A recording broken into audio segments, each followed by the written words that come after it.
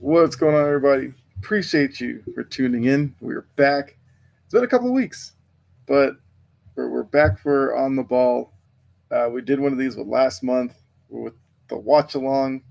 We're going to do another one tonight. We got Bucks Heat, which should be an interesting matchup. As you guys know, Brett is a Bucks fan.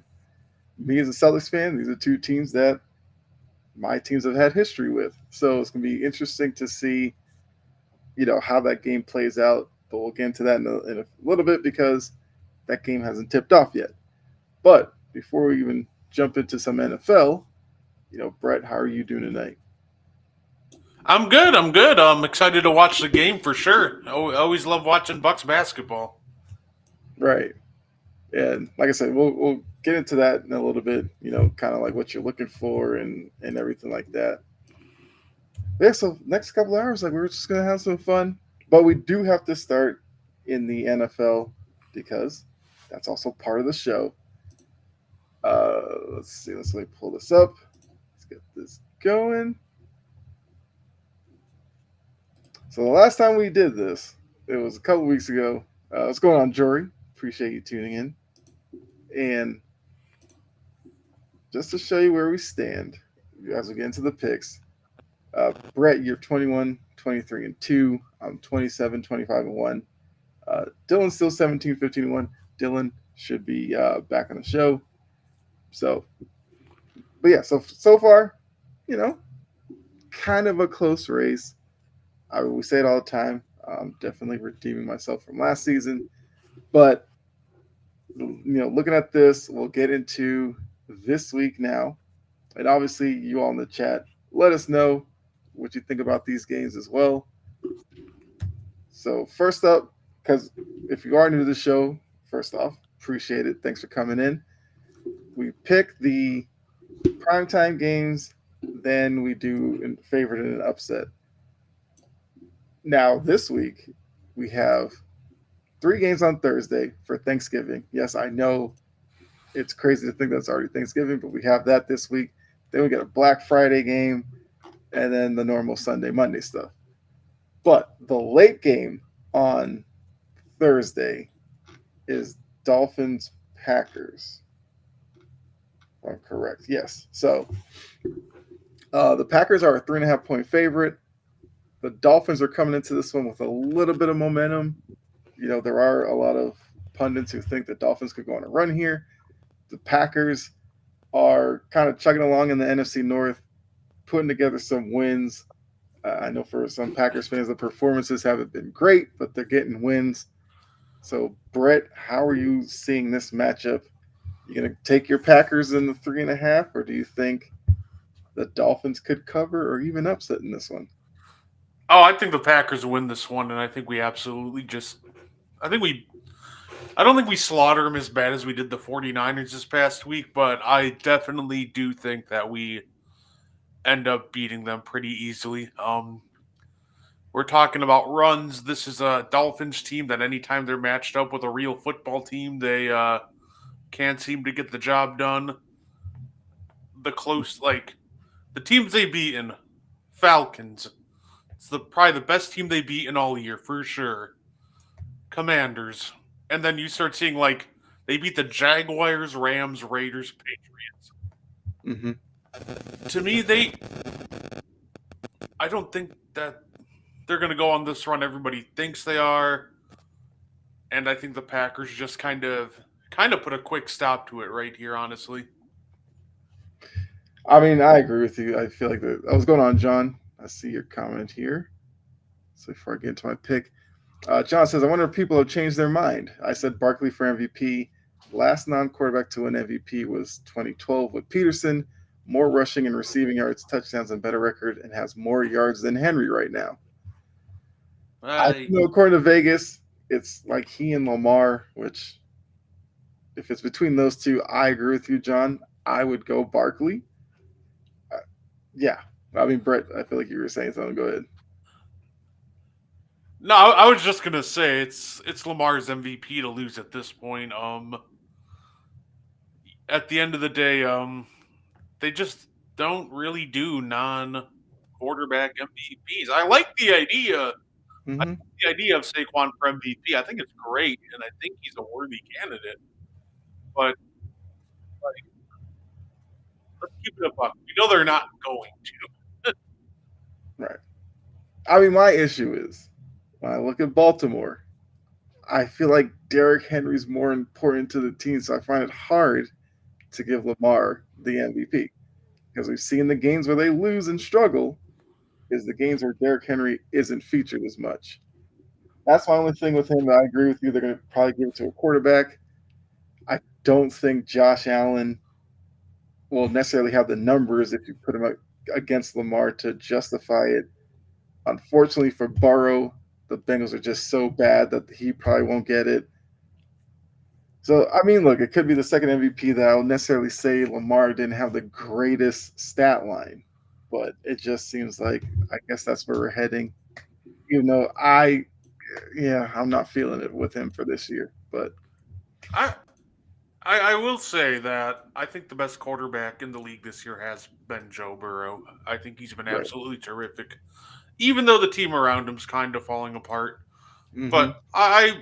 I'm perfectly okay with Lamar Jackson winning an MVP this year. I think unlike last year, he does have the stat line for it this year. He's over 3,000 yards, 27 touchdowns, only 3 interceptions, and all 3 interceptions were literally just bouncing off the receiver's hand, or in the case of the Steelers game, just the most insane interception you will ever see. So, I don't always agree with giving it to a quarterback, but this year, I actually think that Joe Burrow has been absolutely ecstatic. Zero chance they give it to him because of record. Mm-hmm. So, yeah, I think Lamar right now is pretty easily and deserving right now of the MVP. Anthony did say, why not Goff for the MVP race? I think there's two things working against Goff. One, everybody still remembers the 5 picks against the Texans. And two, I think the perception of the Lions is,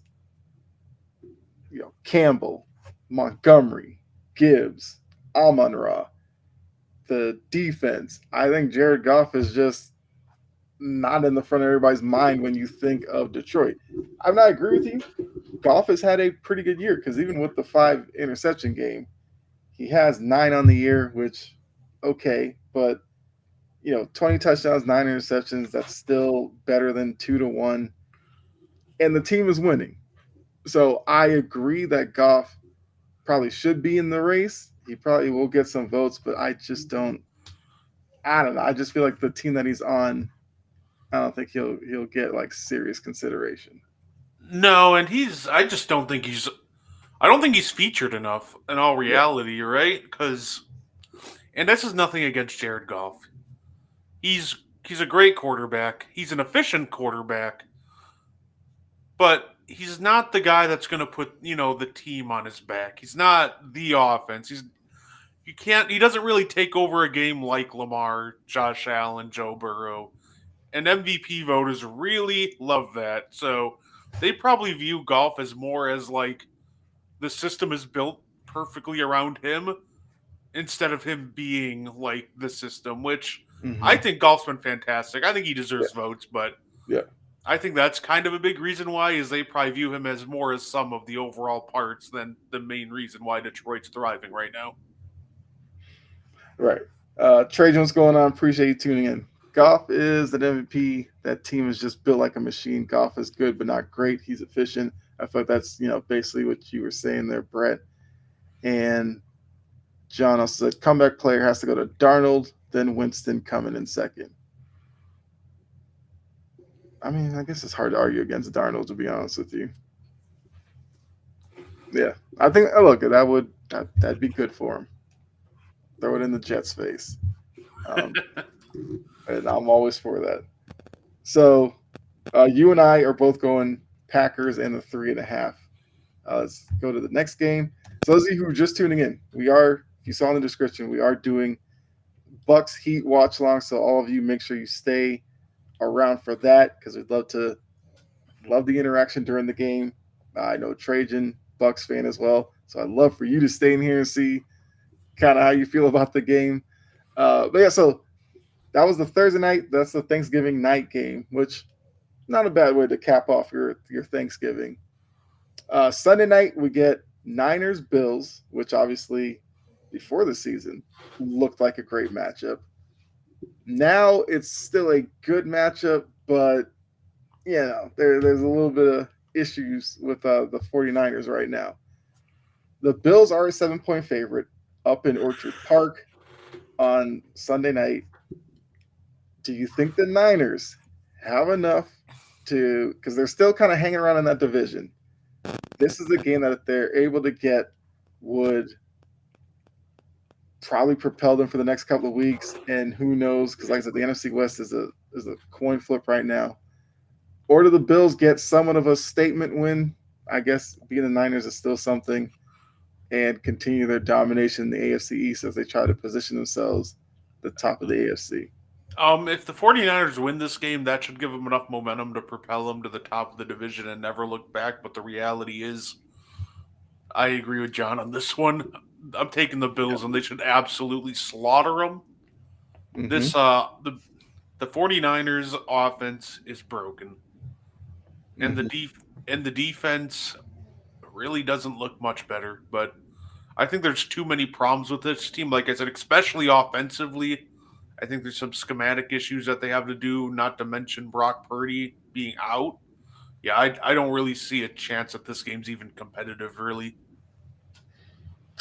I agree. It's hard for me to not take the Bills in the 7 here. I mean, playing up there, it's going to be tough, especially with no Brock Purdy. Like, yeah, this is all the makings for the Bills to have a really good showing and a comfortable win.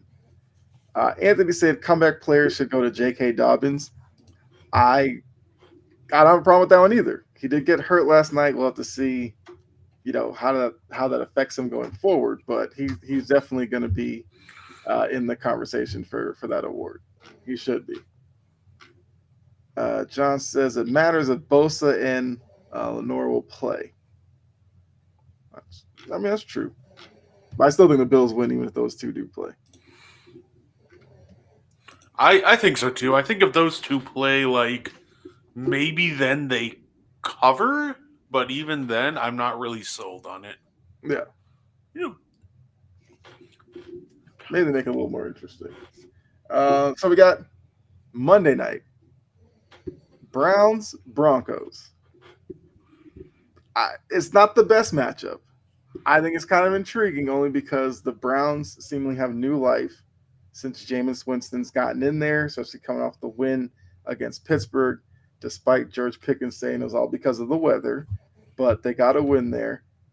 And then the Broncos, I feel like everybody's kind of been waiting for them to fall off, and they're still right there in the playoff race.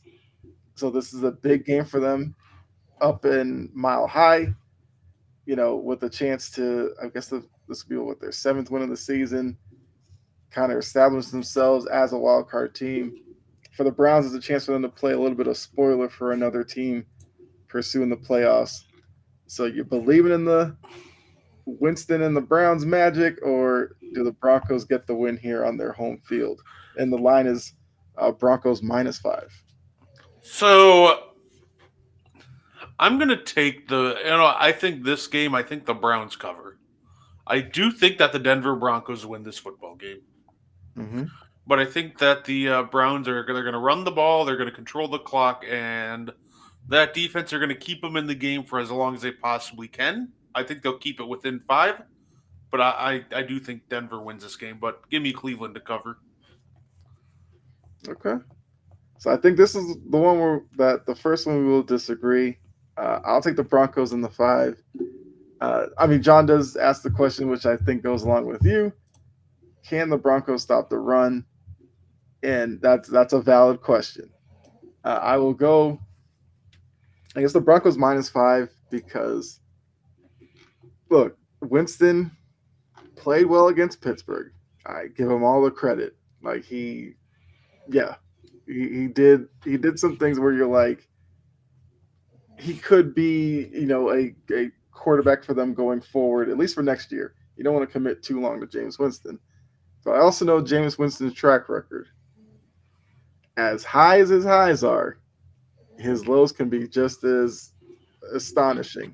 So there's a good chance he could face Denver, be too hyped up, and turn the ball over a couple of times, which I think would be brutal in a matchup with Denver. Because I do think Cleveland's defense will be able to, I guess, frustrate Bo Nix a little bit. But I'm just going to take the better team in this one, and I'll go with the Broncos. Like this, this is Thanksgiving week. Teams need to start separating. So I think the Broncos need to kind of have a statement performance, national TV. I think they get it done here. But would I be surprised if the Browns did it? No, because Jameis Winston is such an X factor and so unpredictable. Jameis either looks like the next Tom Brady, or you wonder how he's even still in the NFL. And there's really no in between with Jameis. There really isn't. I feel like there's just nothing mediocre about Jameis. It's either insanely great or he's just insanely bad. Right. We'll see. I have a feeling it's going to be probably more entertaining of a matchup than maybe some people think right now. All right, so we got the 3 primetime games in. So now for the rest of week 13, as the game has not tipped off yet, so we still got some time there. But we got week 13. These are the picks that are left on the schedule. And so, once again, if you're new, what we're going to do is we're going to take our favorite team that we like the most of the rest of the schedule and our underdog team that we like the most to cover in their matchup. So, Brett, give me your favorite you like and your underdog that you like. For underdog, give me the Bears to cover against the Lions. I think the Lions win that game, but I think Caleb Williams and the offense keeps it within 10. So for my underdog, give me the Bears. And then for my favorite, these are some of these lines are just absolutely hilarious. Honestly, I'm here for it. Also, these lines are from ESPN Bet. So give me the Chargers over the Falcons. Okay. I think the Falcons' problem, they have an absolutely anemic pass rush, Mm-hmm. and their just line in general is a problem. I think the Chargers are going to run all over them, and if you give Justin Herbert time, he's going to pick that defense apart. Yeah.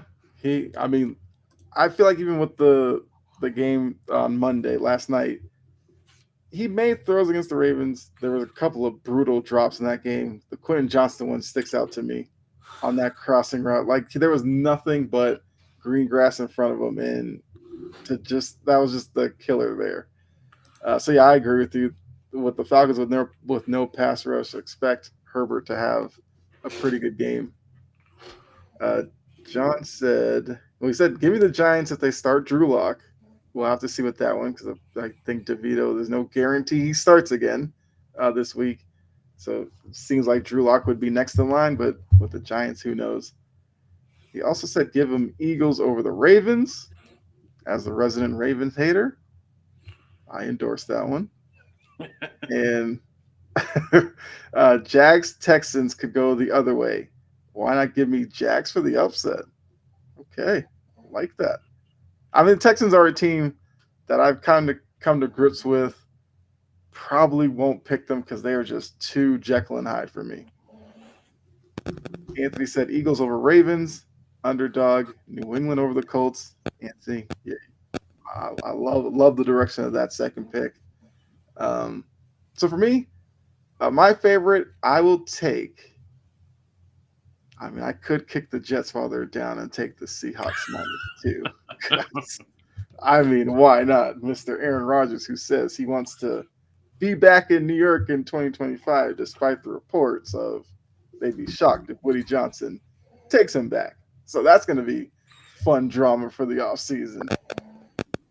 Jory says Titans over the Commanders. Commanders are reeling. I think that's good. I think that matchup is very interesting. I know Anthony, you're in here. That's your I, squad with the Commanders. I just That Cowboys loss could linger because of the way it happened. I think the problem, and it happens every time with Cliff Kingsbury, his offense gets figured out halfway through the year and he just doesn't know how to adjust. The man loves the screen game, but after this happened in Arizona too, right? You see his teams get hot Mm-hmm. and then falter in the second half. Well, we're seeing it again. His offense got hot in the first half, but now they're starting to falter. So I could actually see that happening. Yeah, I mean, look, that's going to be an interesting matchup there. Will Levis has put together a couple of good weeks. I still like Jaden Daniels with the Commanders, but like you said, past couple of weeks the offense hasn't been clicking as much as they were early in the year. Um, Might be Anthony, obviously defending his Commanders. Commanders going to make Will Levis a new meme. I mean, we know how that goes with the media. They love yes, but that's two teams that are. I feel like the Titans are kind of trending up. The Commanders are trending down a little bit, but they still have a few weeks to save their season. And for Tennessee, it's building towards next year. If anybody's wondering why I reacted, the game just started and Dame just cashed a three to open and start off the scoring. Yes, so we will get into that game here shortly. So let me go ahead and make these picks, and then we'll transition to uh, the game. So for my favorite, I'm gonna take. So I'm not gonna touch the Chiefs. They just never cover. I don't know why. That's fascinating to me. But I'll go with. I'm not gonna take the Ravens. I'll go Rams 2.5 over the Saints. I think for the Rams, once again, that division, all of those teams feel like they have a legit shot at this. And the Saints are kind of just playing out the string. I feel like this. Look, if the Rams want to be a playoff team, this is a game that they need to get. Like no questions asked. If they lose this to the Saints, uh, the Rams' postseason hopes should be over with. But I just think that they are the better team. Stafford should be able to find his guys and put up some points. But I'll take the Rams in the 2.5. Um,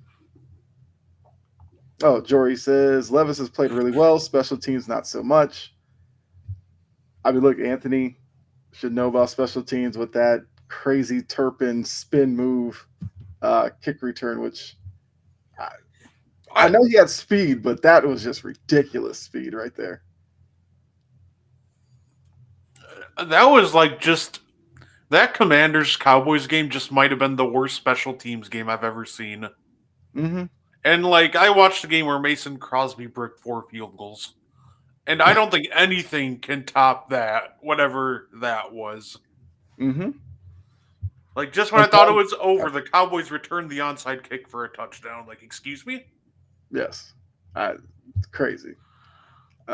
John said a team that's been playing much better. The Panthers, throw a few bucks on it.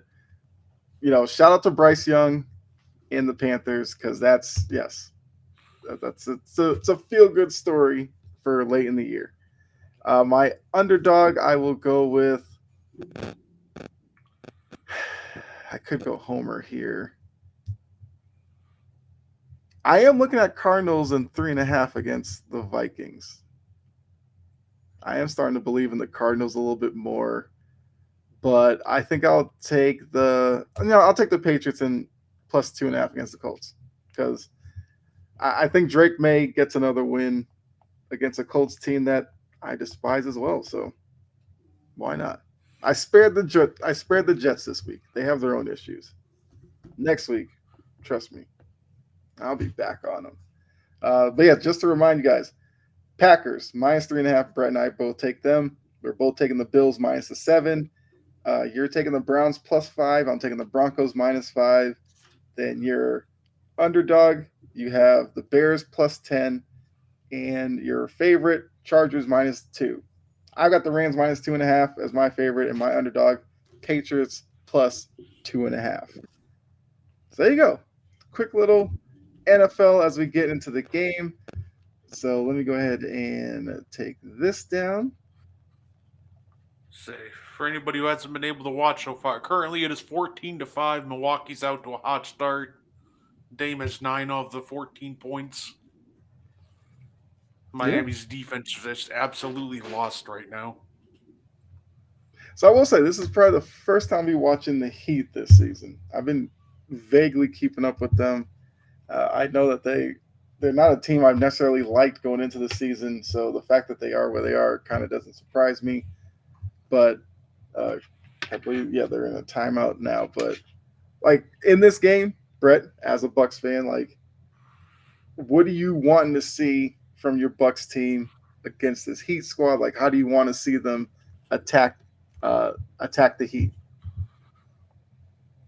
Just a great, good ball movement and player movement. I think is key with the Miami Heat. What they're going to do is they're going to try to take Jimmy Butler, and I've seen this already so far.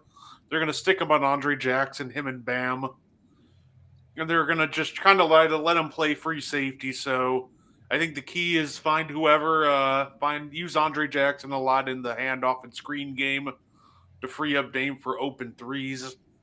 So overall, I like what we're doing. A lot of great player and ball movement so far. All right, so John does have a question, and this is what we want during the game. Any NBA questions? Let's have the conversation. So John asks, "LOL, what is the issue with the Bulls?" And then It's not second question, 1995 is the problem. right? And then better question with Denver: is it too early to push the panic button? Which one of those Um, you want to tackle first? I'll just start with the Bulls. The reality is they're just not that good of a basketball team. Yeah, Like they don't necessarily have great shooters. Like Vucevic starting out the year shooting white hot had a limited shelf life, but Zach Levine. But outside of that, like Josh Giddey's an inconsistent shooter.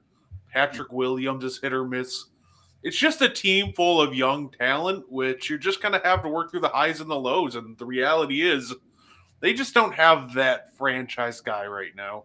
I think they have some intriguing pieces, but they're just missing the guy to just tie everything in together. And a couple upgrade a couple of the supporting pieces around. I think eventually they do will end up moving on from Patrick Williams, but Denver, I think it's too early just because I want to see how they look like toward closer to the end. You have Jokic playing at an MVP level. Let's see if the teammates eventually, catch up and start, matching his energy. I think I'll give it to like the All Star break. Then we'll kind of see. I think after the All Star break, if this is still going on, then yeah, it's time to panic about the Nuggets.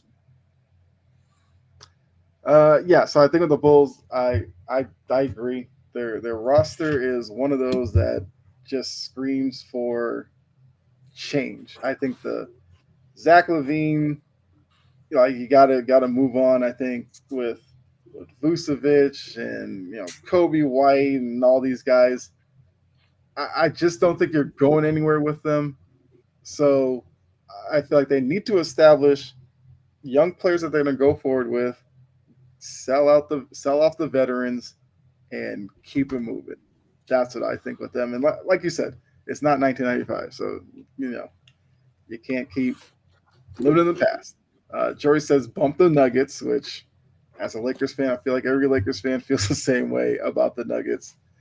For Denver panic button, I'd say no, but they should have their hand hovering above it because with the pieces they lost recent years, it's Jokic and whoever is hot that night between Porter, Murray.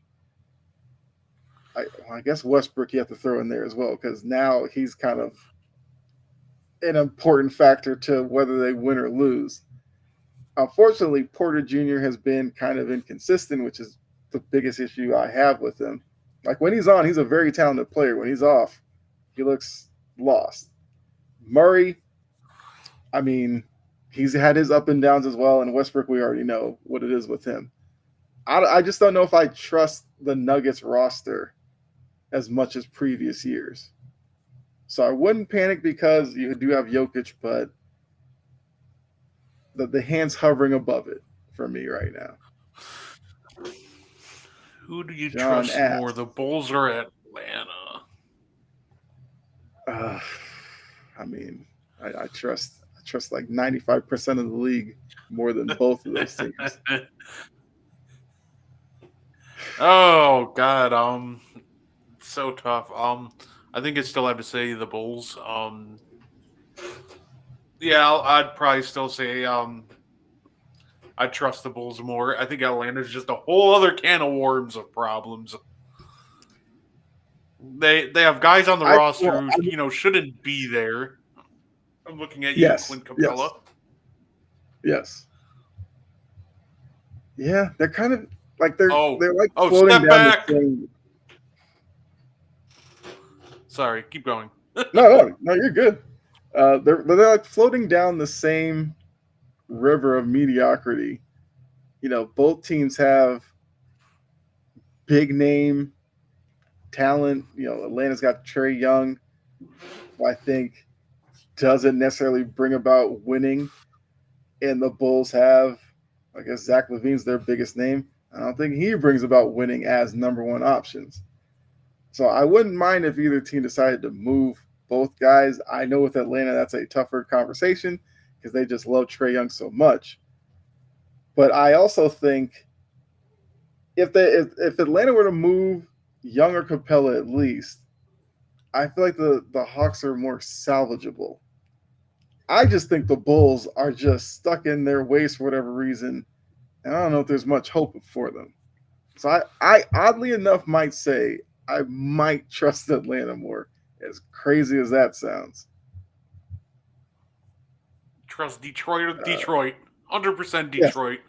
100% Detroit. Lakers or Grizzlies? Ooh, I'm gonna go with the Lakers. yeah. The challenge is I think no, actually I'm gonna go with the Grizzlies. I like the Grizzlies. The thing is the Lakers have like two top 10 players this year, but the Grizzlies have Mm-hmm. better depth. So do you care more about the superstars or do you care more about the depth? Personally, I'm gonna change my mind. You know what? That's so tough. You know what? I'm gonna go with the Grizzlies. I trust their depth more than the Lakers. I would say short term Lakers. So this season, I would take the Lakers this season. I think for both teams, it's depending on one person's health. For the Grizzlies, it's obviously John Morant. For the Lakers, it's Anthony Davis. I will scream it every time I get asked about the Lakers. I know LeBron gets all the headlines and everything. Anthony Davis is the most important guy on that team. As he goes, the Lakers will go. So I think I think between the those two, oh, go ahead, go ahead. Oh no, I was just saying. I think I like four players. I like LeBron, AD, Connect, Reeves. After that, it gets really dicey for LA. No, I So do agree with that. I do agree with that. I was just saying, like, everybody looks at the Lakers and goes LeBron, AD. I think the hierarchy is more AD than LeBron. And yes, Connect. I love his game. I once again I'll say all the time, hate the fact that he was overshadowed by a guy that was taken at the end of the second round. But he is making a name for himself now. He looks like a guy that look for a lot of teams that love taking these freshmen that are one and done. Connect spent years at Tennessee, and you're seeing how he's made a smooth transition from college to the NBA. Like he's been there, done that. He knows who he is, and that's why he's performing so well right now. So I will take the Lakers, even though I do like the Grizzlies' depth. I've seen that depth in the playoffs come up short, and a lot of reasons I think it's Jaren Jackson. I'm not the biggest Jaren Jackson guy per se, but I think it's a good question though. I I do think the Grizzlies are really talented. Jaren Jackson just gives me a lot of hesitation. Okay, so uh, so far the Heat are just in this are staying close because Jimmy Butler's grifting his way to the free throw line. which is a Miami Heat special. Same person that owns the Bulls owns the White Sox. Enough said. That is absolutely 100% true. Yes. LaMelo comeback. I will say about LaMelo, I did put him at like I think the 19th. I think I put him as like I can't remember, but in my top 30 players, I had him top 30. But I said if he's healthy, he's gonna make me look stupid because he's gonna be closer to top 10. That looks like it. That looked like a kind of great like call Hmm. because he's looked fantastic. I love it. I love what LaMelo's doing this year. I feel like I feel like this chat's exposing a lot of the players. I'm not. I don't know. I feel like I'm gonna turn into a Lamelo hater also at some point. I I feel like with Lamelo, he's gonna give you 40 and 50 on a team that's gonna win like 20 games. And but I guess I guess in the social media age, he's gonna become like a really good player, and I think he's gonna be a little overrated because I just don't think he impacts winning that much. And look, not all of it's his fault. You look at that Charlotte roster. Good luck finding you know workable rotation pieces there outside of Brandon Miller. But I just don't know with Lamelo. I don't know. no, I was. That's what I was gonna say though. I think he affects winning. I think the problem is with the roster they put around him. It's really hard right now Hmm. because first he's missing Miles Bridges and Nick Richards. Like we're in 2024, and Taj Gibson was just playing almost 20 I minutes know. for them. So I'm just not sure how much winning you're really gonna be like. You're gonna be doing when you have guys Yeah. like Taj, and I love Taj Gibson, but once again, it's 2024, not 2014, is the problem. So I think that you can put a winner around him, and I think he can be the lead guard on a championship team. I don't know, can he be the best player? Not so sure about that, but I Hmm. do think that he can be the lead guard on a championship team for sure. I Yeah, I think I guess that's a fair point. I guess I that's think he can be the best offensive player. Let me put it that way. I don't think he can be your okay. best overall player on a championship team, but he can be your best offensive player. That's really how much I believe in him. I do think that he can be the number one on a team. You just need to get like that, number two and three options that are like slightly more defensive oriented to kind of shore up his shortcomings. I think that's fair. Yeah. Because look, when I look at Lamelo, I feel like I'm just seeing like Trey Young 2.0.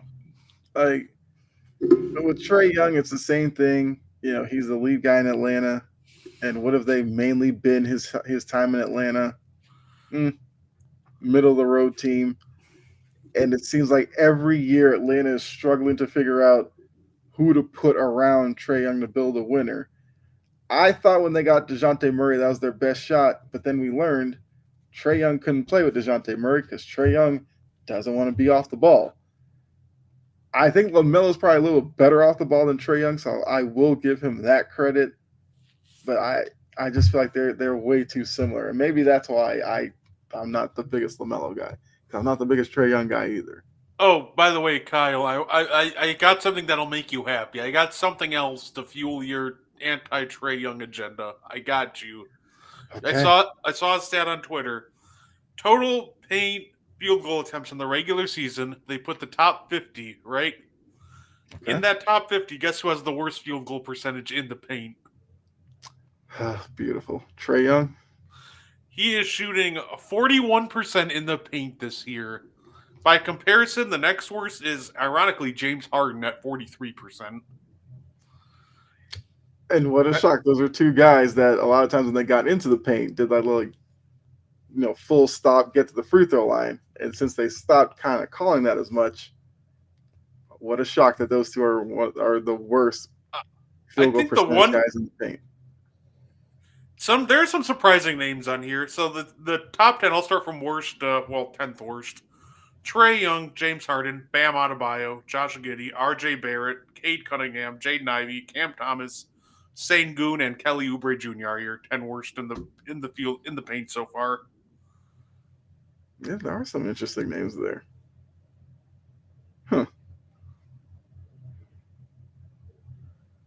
Um, John said, "Can Seth Curry just retire or move on from him?" You can easily just move on from Seth Curry. I don't even Yeah, think.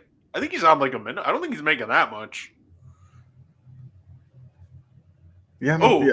Oh, oh, He better not be making that much. oh, oh! Jimmy smoked that. Yeah, the little Oh, bunny at the rim. and oh, here we go. Hey, Chris, how you doing? Should be back soon, by the way. Should be back soon. I'm hearing 2 mil. Yeah, Yeah, just bench him at yeah, that point. yeah, Nobody cares about two yeah. mil. You can move on from that.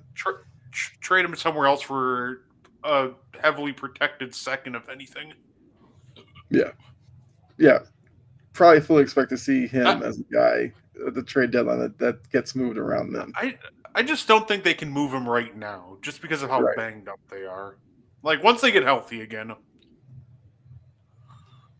Oh, Bobby misses the post fade. Mm-hmm. That was great defense there. Oh, Ribbit. Good Love that. job, Love Gary. that pressure on the ball. Love that pressure on the ball there. Look, the Bucks are looking really good. I will give them that. Like The, it's been a struggle so far, but this so right the here key looks like a legit, you know, the not key necessarily with maybe a championship contender, but they look good right now. the key with Milwaukee, like the difference between obviously like I can't even say early in the season because it's still early, but like the first 10 games and now is we're just playing our young guys, and that's been huge. Like you saw Andre Jackson Jr. already have a huge block. Hmm. AJ Green's one of the best 3-point shooters in the league this year. Gary Hmm. Trent, Gary Trent, after struggling, is like 56% from three in his last like 8 games or something like that. Hmm. He's, oh, yeah, Jimmy, just fall to the floor, get two. But yeah, over. Oh yeah, come on, here we go. We we got Terry Rozier acting like a tough guy over here. Oh, He's you know another. what? I want to take that back. Gary Trent did shoulder him. I can see why they're He did. upset. He did. Yeah. I thought Jimmy was. There's some guys that just flop so much Hmm. that you just Jimmy is can't tell definitely in one of real them. time if they're faking it or not. Yeah. And I genuinely just thought he threw himself to the ground because he's already done that like 3 times this game. Yeah. No, I agree. It's yeah, it's Jimmy for you. Oh boy, let me Look, Terry guess. Rozier. I feel like so many people, for some reason, like overrated the Terry Rozier to the Heat move. Terry Rozier is who he is. He's gonna have some nights where you are just gonna cover your eyes because it's gonna be a brick fest, and then he'll have a game or two where he'll light it up, and you'll be like, "That's Terry Rozier." But if you look at Terry Rozier in the playoffs, especially, he has some brutal performances. So I think Terry Rozier kind of fits Heat culture, I guess, because he is a tough defender. But offensively, eh, he's not that great No, offensively.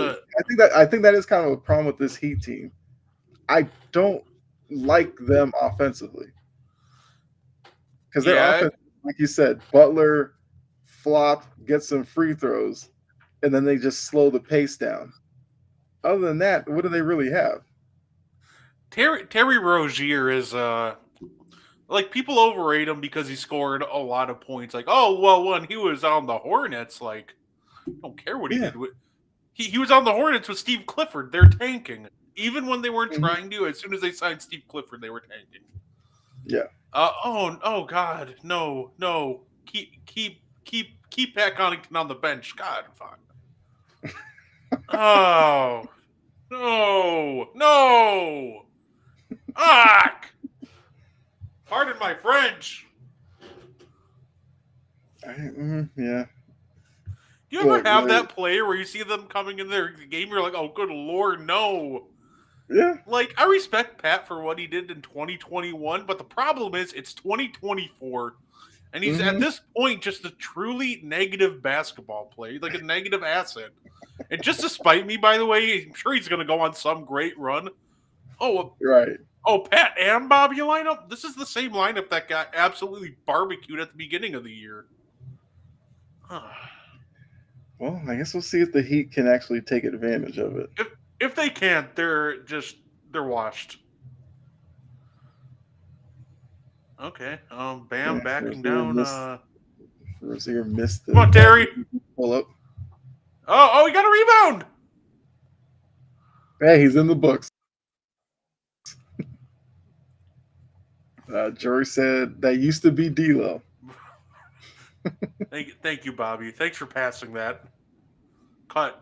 I promise you, Prince, if you cut right now, Jimmy's not paying attention. Hey, nice shot on the baseline. Say Jimmy was a step behind.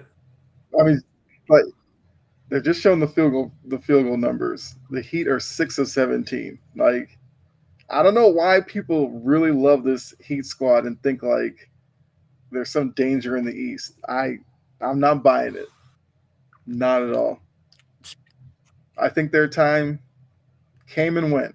I I feel like it's literally just I feel like it's just because of what they did, how they made the finals already like twice this decade. But the problem is, guess what? It is not 2000. It's not even 2022 anymore. Right.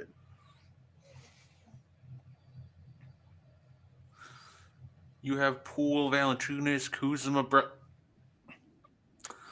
No, like if we actually like break down the names that we're listing here, like Jordan Poole's having a great year, but you know he's going to cool down. At the end of the day, he's a 6-man. Jonas is a fine offensive player, but a porous defender. Kuzma's a fine fourth option. I think it'd be unfair to fire him right now because, well, what he's really working with is just a lot of like, there's some talent there, but it's not high end talent, and it's low. It's like some solid players but everybody's playing a wrong role. Like overall, it's just a mess, and there's really not much that he can really do about that. Oh, look at that! No, yeah, Miami's not a real contender. Doesn't matter. Yeah, I agree. Look, Bam, just put Pat Connaughton if on you're the gonna fire a guy in over. Washington, you're gonna fire a guy in Washington because of their start, then you clearly are. You just have unrealistic expectations. Like they're just a team that have guys but they're not a good team. They're not. Because my question would be, who would you? My question would be like, who would you put in Washington that would get better results? Am I being trolled today? Hey, Doc is. There's only 3 players on the Bucks I've hated on. Like, actually, more so, 2 players I've hated on all year on the Bucks. I guess I've gotten into Bobby a little bit, but that's because I expect more from him. But the other 2 are Pat Connaughton and Marjon Beauchamp, and now they're on the floor at the same time. I feel like I'm going to hate this second quarter so much. Are we running a DeLon Wright ISO? Yeah, that went exactly like I thought it would. Oh my gosh. Hey, look, the quarters ended. They have the 11-point lead, 31-20. Just bring it down here, show you game leaders right now. Lillard, 17, leading the way for the Bucks. Butler's got 7 for the Heat. Rebounding, let's see, assist. Yeah, I mean, it's kind of what you expected. Let's see, here we go. On the court. Yeah, I didn't want that ad to play on him. There we go. Leave it there. Jory did say it's Cam Reddish now. So Cam Reddish is that player that when he goes in, yes. Look, Cam Reddish is another guy. Look, this guy, everywhere he goes, it's always about this untapped potential. Let's face it, Cam Reddish is Cam Reddish. He's he's just a guy. Like, that's it. Steve Nash could turn that. I don't even know if you could put like Steve Nash in his prime at point guard. I don't even know if he would turn this team around. They If would you're be like Steve a Nash, they would be like a top one offense, but like the 32nd defense in yeah. the NBA. Like if you're Like Steve Nash, your first job was that Brooklyn team, which was just a headache to begin with. Your second job is going to be this Wizard squad. Nah. it's kind of funny. My old roommate had the same reaction apparently because I just got a text from him. Pat Connaughton's in. This lead is so cooked. Hey, we'll see. We'll see if he starts the second quarter, or if this is just a little tip of the cap. Show him you're still on the team. You got your point. Yeah, sit At, back on the bench. yeah, at this point, if you know, at least keep us at like a 6 point lead or more, and I'll be happy. Yeah. Yeah, no, I've heard about Cam Reddish's potential for years. Every team that I feel like every team that signs him, Mm-hmm. they like they only watch highlights from the 2021 Eastern Conference Finals, that Game 6 second half, where he was Mm-hmm. trading shots with Chris Middleton. I feel like they just like flip those on and they're like, oh, yep, that's the guy. Until they realize like he actually has to play, both sides of the ball, and it's not good. Like, Yeah. Yeah. although we were talking about the Bulls earlier, one guy I do want to mention, Patrick Williams. I do think that he's better than a lot of people give him credit for. Mm-hmm. I want to say this about Patrick Williams. Bulls fans just got to stop thinking he's a superstar, and then you'll realize he's a great Yes. role player. Yes. That's the problem. He was picked at 4, so people are like, superstar expectations, but he's never Yeah. going to be a superstar. If you look at him like a role player, perfectly fine. John says about Cam Reddish sounds like a terrible normal Duke player again. Duke players you have to be careful with. For every Jason Tatum, there's a Sheldon Williams. Like I get it because they're at Duke and Duke is a talented team and they're everything like that. You gotta be careful.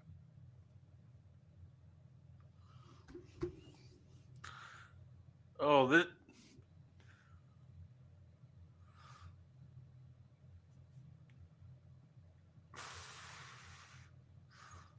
All right, Bobby Portis hits the post fade. This.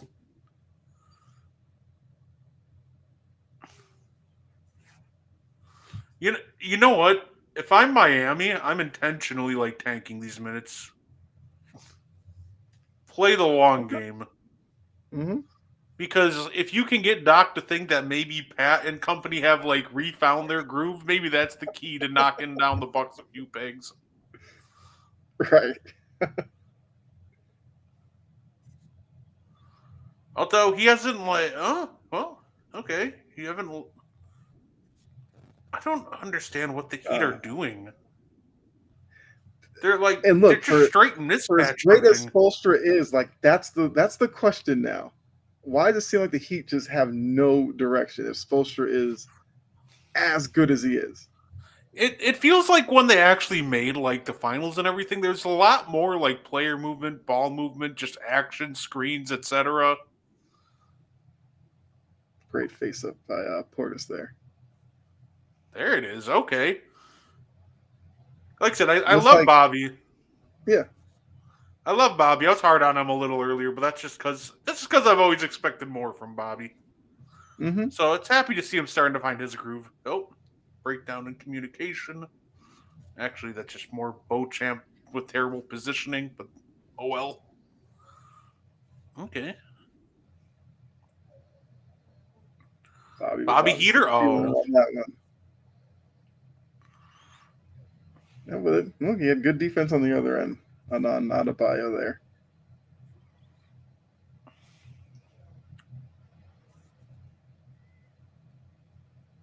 Okay. swing that. Oh, okay. Okay, Gary.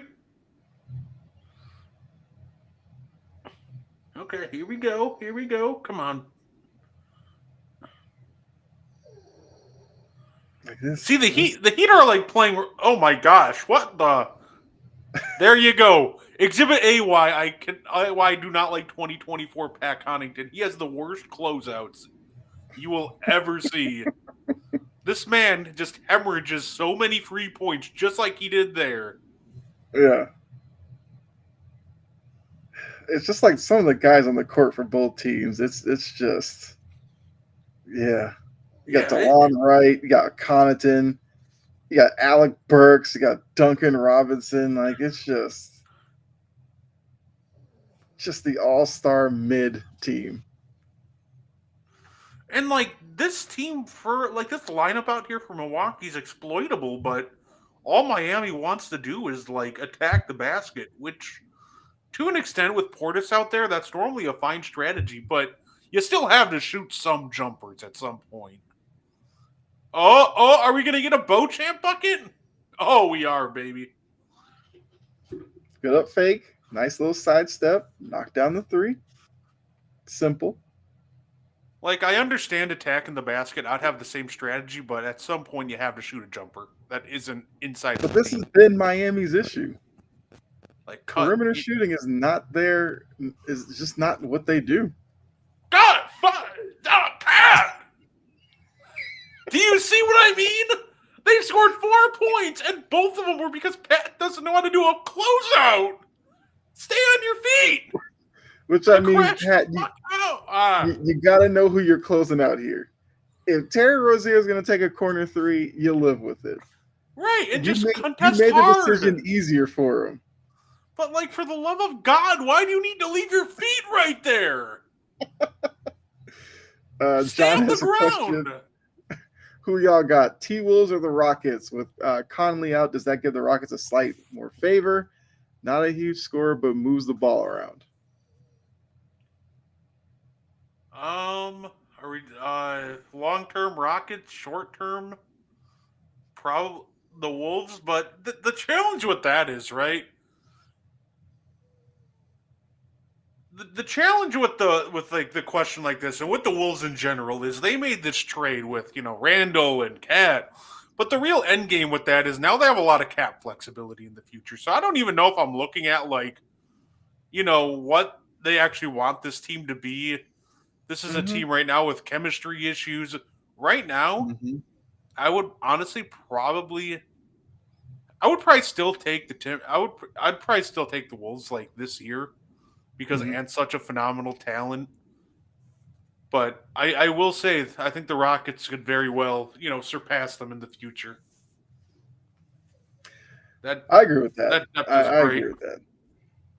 Yeah, I think you would take the Rockets over the next 5 years easily.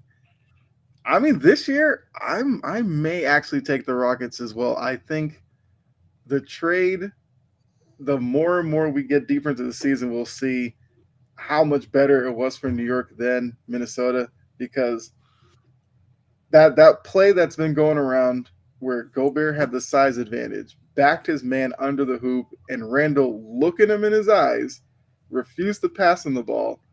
He gets upset. Anthony Edwards is looking around like, "What are we doing?"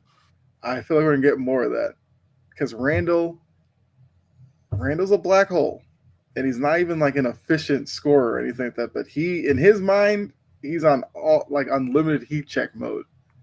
And I think that they're going to be key games where that's going to come back to bite them, as Duncan Robinson did hit a three in the corner, even though I still don't like Duncan Robinson. But Call so me I'll actually take the Rockets this year. call me greedy, but if I'm Rudy, I don't even blame him for just taking the 3 seconds. Right? Yeah, Like I get it. He has like Rudy has the worst hands in the league. I don't think that's a secret. But you yeah. still got to reward the big man, right? Like he has Scotty Mm-hmm. Barnes on him. There's a size mismatch, and there were times where you know he has guys even smaller. Like I can't remember the clip I saw, but I think he even had at times like R.J. Barrett and just smaller guys on him, and they're just not giving it to him. At Yeah. some point that's gonna wear on him. So I understand that not wanting them to make him like a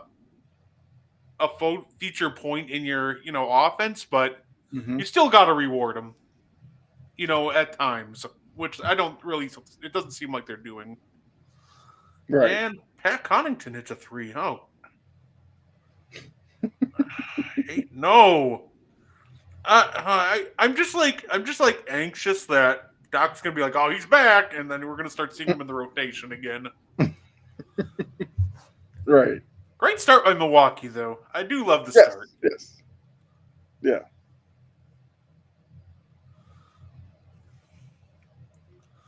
Do the Suns end their skid against the Lakers? I could very well see it, and I think the big key is I think Durant's back tonight. He's either back tonight or the next game. If That, Durant that's the question. Like, who's available for Phoenix? if Durant's available, yes. If he's not available, no. I might say no either way.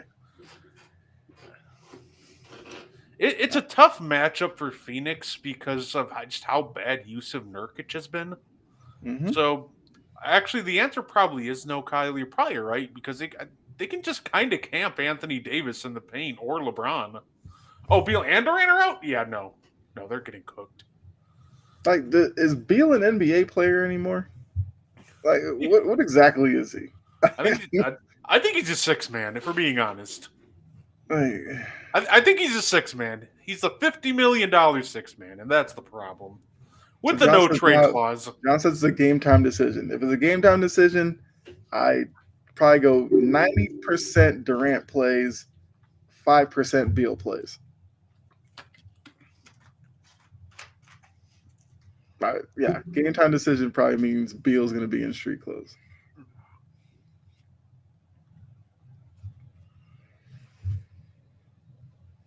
Yeah, we got 44-32 midway through the second. And for the Bucks squad, like they've looked good. The Heat, it's just more of the same with the Heat. I'd love to get like a Heat fan in the chat because I would love to know what Heat fans think about this team. Like just watching them out there trying to execute on offense, it screams playing team yet again. I mean, it screams like 9-10 seed. Not even gonna lie. There's just no rhyme or reason to what they're doing. It's just kind of like, okay, well, we're just going to try to foul bait, and if that doesn't work out, well, oh well. Davis is a game time decision also. If Beal and Durant, if Beal and Game time Durant decision. if Beal and Durant don't play, I don't even think that matters. I think Braun alone Yep. is just enough for that. I do love Devin Booker, by the way. Saying a Devin Booker slander. I just hate everybody else on that. Mm-hmm. And I like Tyus Jones too, but like Yusuf Nurkic has regressed really badly. Ryan Dunn has been great, but now 2/3 of their big three aren't available.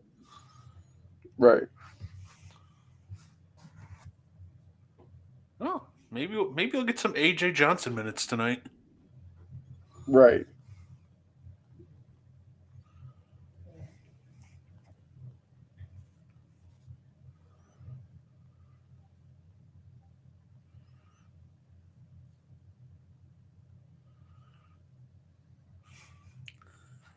Oh, Dorian Prince.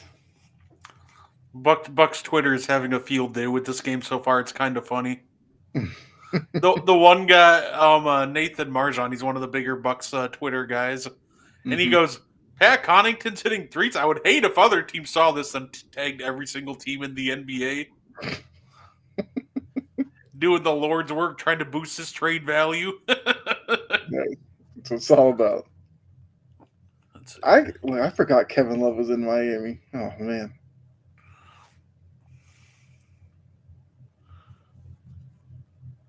I actually like Kevin Love. Well, he's in Miami. I have to hate him now. Kevin Love deserves better.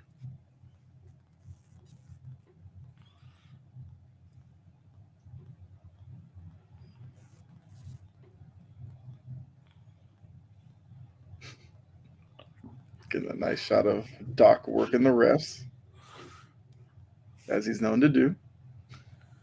Oh, that man does not leave the refs alone ever. He really doesn't. Like him, Nick Nurse, like there's just so many guys that are just that's what they're good with.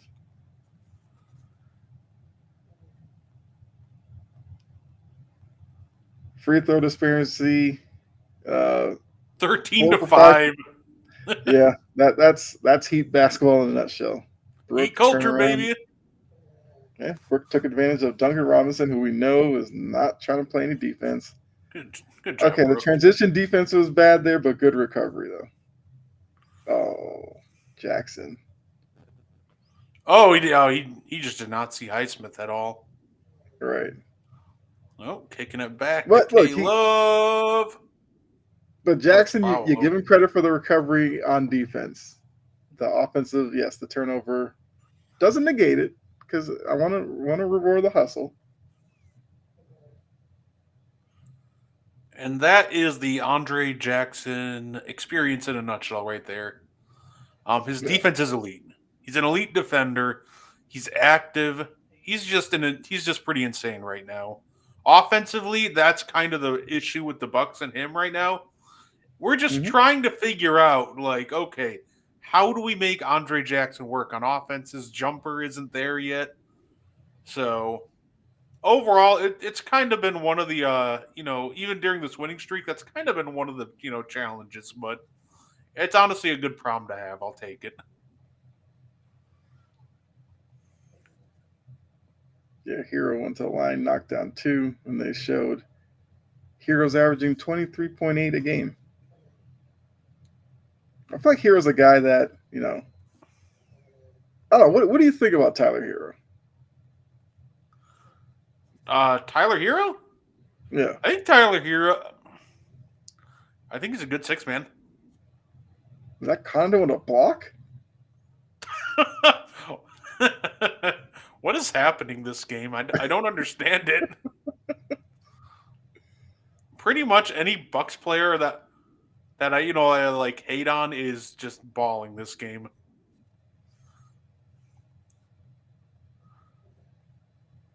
Foul on who? Pat? What did Pat do? I Miss I me with guess they're that.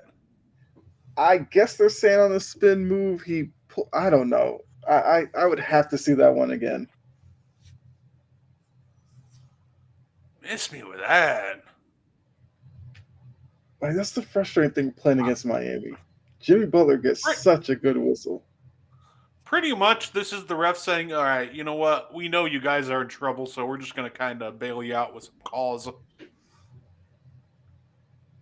Like, I figured Yeah, he has Miami eight. would win the He free has throw 8 points, 6 of 7 from the free throw line. Like, yeah, let me put it. I figured Miami would win the free throw battle tonight. Without Yeah, Giannis, we don't have a lot of guys that really draw free throws, but right. like some of these calls are just annoying. All right, Lillard puts in a Oh, three. that's clean. What was that? I'm that's a bold strategy, Miami. The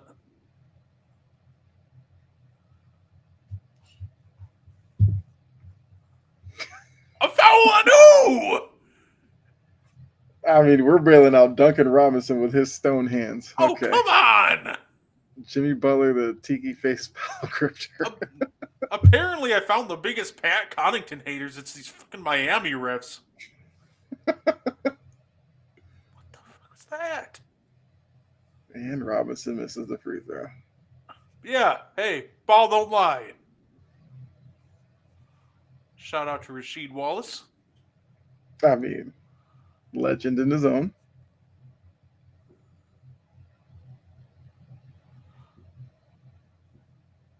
And Robinson makes the second. All right, you All got right. 51-39. Oh, now Well, Jimmy's gonna almost guard Dame. 41. If I'm Dame, take full advantage. I'm zipping this to the corner if I'm Dame. Oh, okay. Heat check. I'm okay with that. Okay. You want? He's gonna try to. Oh, you. If you. Ready? What? Watch. Kevin, Kevin Love looks like the old man at the Y, just holding on. Back in my day, we used to play in the paint. Okay, we got Torian Prince just knocking down Oh, threes. It's a weird night, people. It's a weird night. hey, I will say Prince has been an elite 3-point shooter for us. I'll take it. Hmm? Oh, good finish by Haysmith. Good Like lord. like he's an ultra athletic guy on a team in Miami that doesn't have a lot of athletic guys.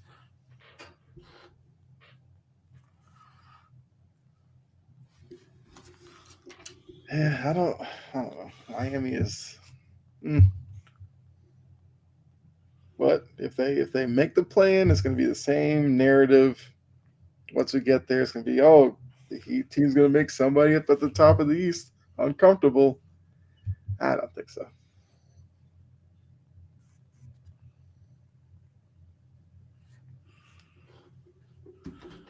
Yeah, just you don't want the sleeping giant in Miami. Don't sleep on him. Like Right. All right, got Asia Wilson doing commercials. Like it. I saw the most hilarious idea by somebody on Twitter. Mm-hmm. They were like, "We should trade Bobby in a trade package for Ben Simmons." I'm like, "Oh, good lord!" Like, Jesus. like If you don't put yourself through that, knock yourself out.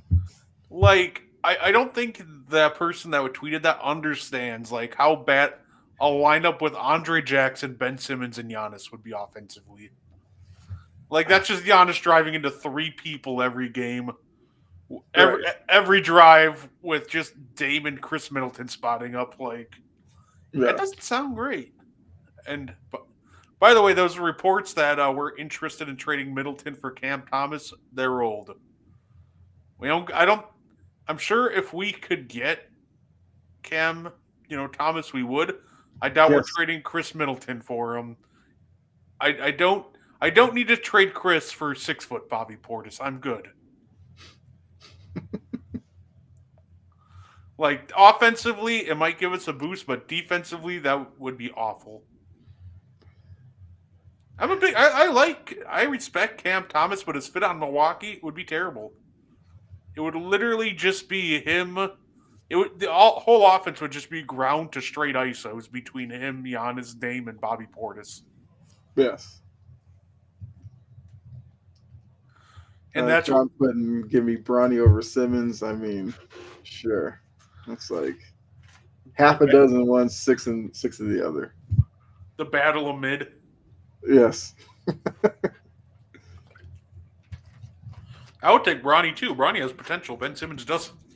Yeah. I mean, yes. That I would yes. say Bronny. People forget that Bronny was projected to be the 17th pick before heart problems. So, Mm-hmm. like in all reality, that's a great pick at 55. Obviously, it's way over hype because Mm-hmm. of who it was. But in all reality, Bronny at 55. That plus, not to mention, he's drawing way more money probably than any 55th pick in history or Yes. close to it. All things that lead to issues people have with him in general. But if you just like you said, if you just took him face value 55th pick, you wouldn't hate it. It was just the draft coverage around the 55th pick, all the preseason hype, and the opening night stuff and everything like that. It's just like because I saw a video on TikTok where they were talking about Bronny and they were like, if you could pick the worst way to handle Bronny, the Lakers have hit every step along the way. Yeah, Like Bronny was supposed to come in the league. You should have stashed him in the G League. You let him travel. You just leave him down there. Let him develop. The yo-yoing between the Lakers and was it South Bay and then not playing the road games. It's just it's like what's the point? Like what are we doing here? That's why I wanted Bronny to go somewhere else outside of the Lakers. I feel like it would have been much easier for him. yeah, no, absolutely. Ah, like in all reality, yeah, you're like the best 55th pick overall all time. Probably Patty Mills, Hmm. right? So it's not like you're getting a Yeah. lot of value for your 55th pick. Like if we like go back for like the past decade, your best 55th pick is probably like Etwan Moore, role player for the Pelicans. Hmm. So hey, you might as well pick the 55th pick. That's going to bring you the most money. Oh, Dame Dame time. in his bag there. In his bag there. Dame's got 25 already. First half's not even over. Hero, nice take to the rim. Gets fouled by Prince.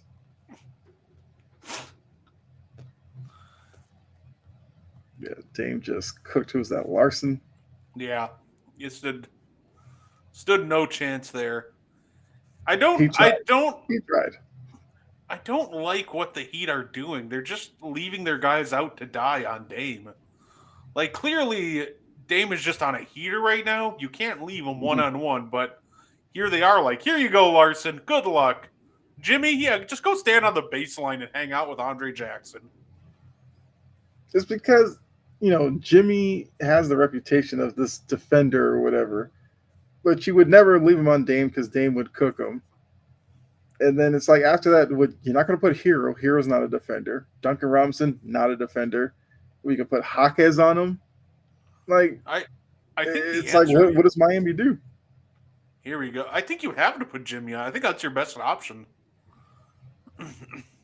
But if you're Milwaukee, this is what you're going to do all night. A quick little screen to get Larson onto him, and you get an open look from Brook for three. Bang. So rumored interest for Dorian Finney-Smith is because he's a long athletic wing that can hit threes. There really isn't anything like special. Like he's not going to be the league's next great superstar. But the beauty with him is he's just a reliable 3 and D vet who you can book for 2 threes a night if needed. To hit his open threes, and you can put him on the other team's best player, and he's fine with it. He's willing to do whatever it takes to win. Brook steps out a little further, knocks it down. Oh my goodness. Yeah, I look. It 2024 NBA. Every team is looking for Dorian Finney-Smiths. That's just what it is. Like he's not, as John said. Is there anything special about him? No, but like you said, Brett, he can guard on the perimeter and he'll knock down a three.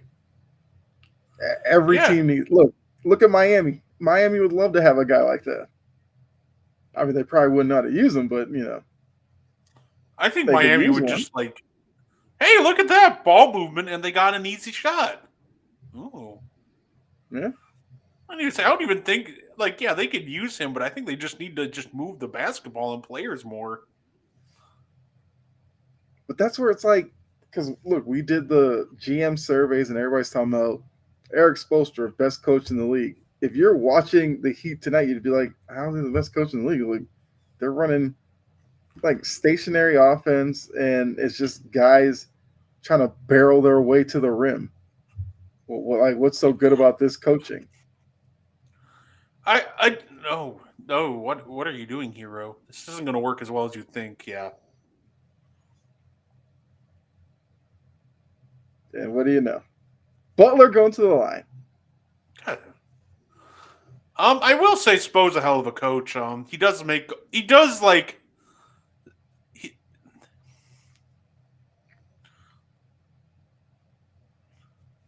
Oh no, they're okay. They call the foul with Hero. okay. Okay. But they do tend to players tend to elevate more under Spo than other places. So he's a hell of a coach. But yeah, this year's been just confusing. Ball don't lie. Mm-hmm. Um, Finney Smith or Patrick Williams? So the right answer is probably Patrick Williams because he's younger with more potential. But in all reality, if I'm the Bulls, probably Dorian Finney-Smith, just because at this point, I think it's best for Patrick Williams to get a change of scenery. I think Yes. Williams is younger with more upside, and I think he'll actually be better than Finney Smith. But yeah, I think that there's just, I think he needs a change of scenery and just to get out of Chicago. That fan base has turned on him hard. Yeah. Yeah. Yeah, They have, yeah. Now we're at the half. 65-51. Bucks with the 14-point lead, seemingly in control, but it is the NBA. Those first 4 or 5 minutes in the third quarter are very important to kind of the balance of this game. But yeah, look, as a Bucks fan, what were your thoughts on the first half? I loved it. Like I said, I can't complain. Dame's on an absolute tear right now.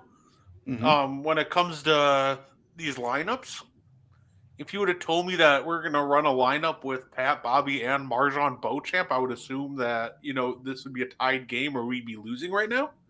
But even Mm-hmm. that lineup did well. This is just a day at the end of the day where everything's clicking, and I'll take it. Yeah.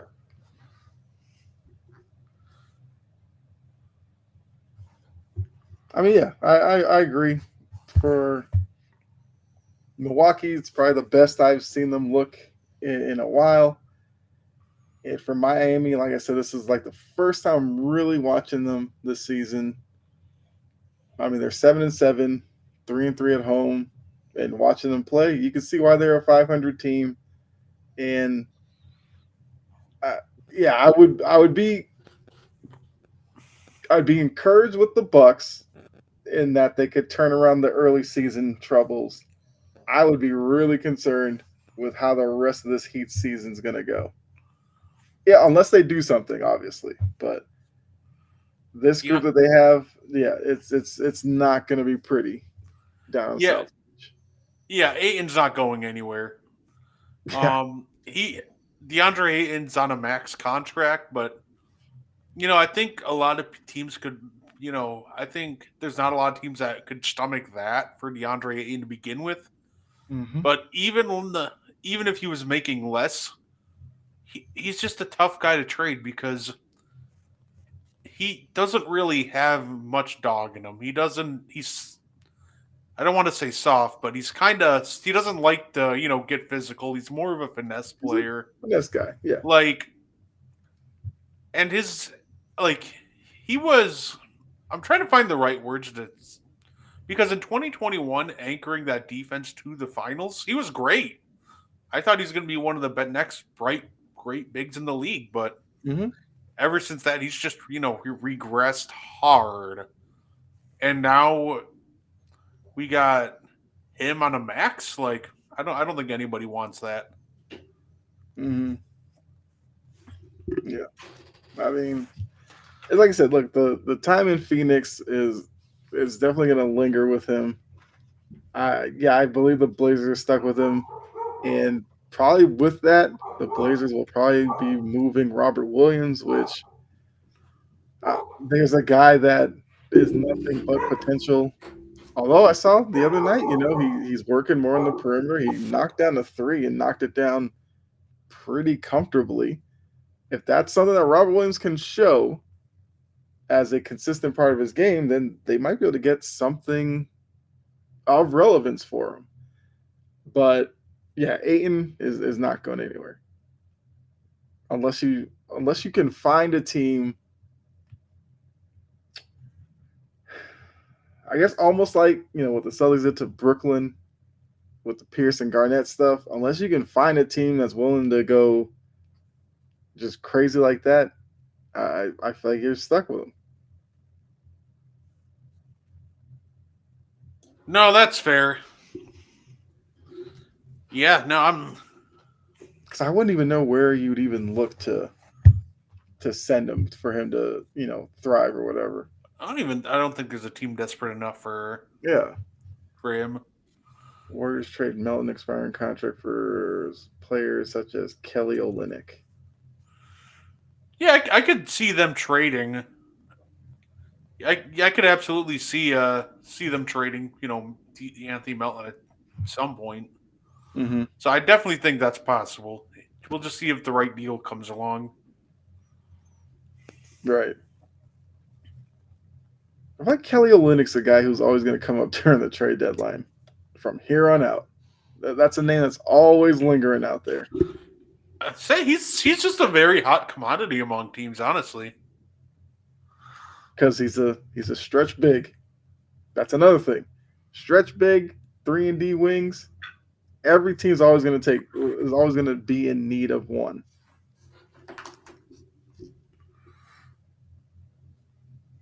You got Jalen Rose playing Kenny Smith for the night.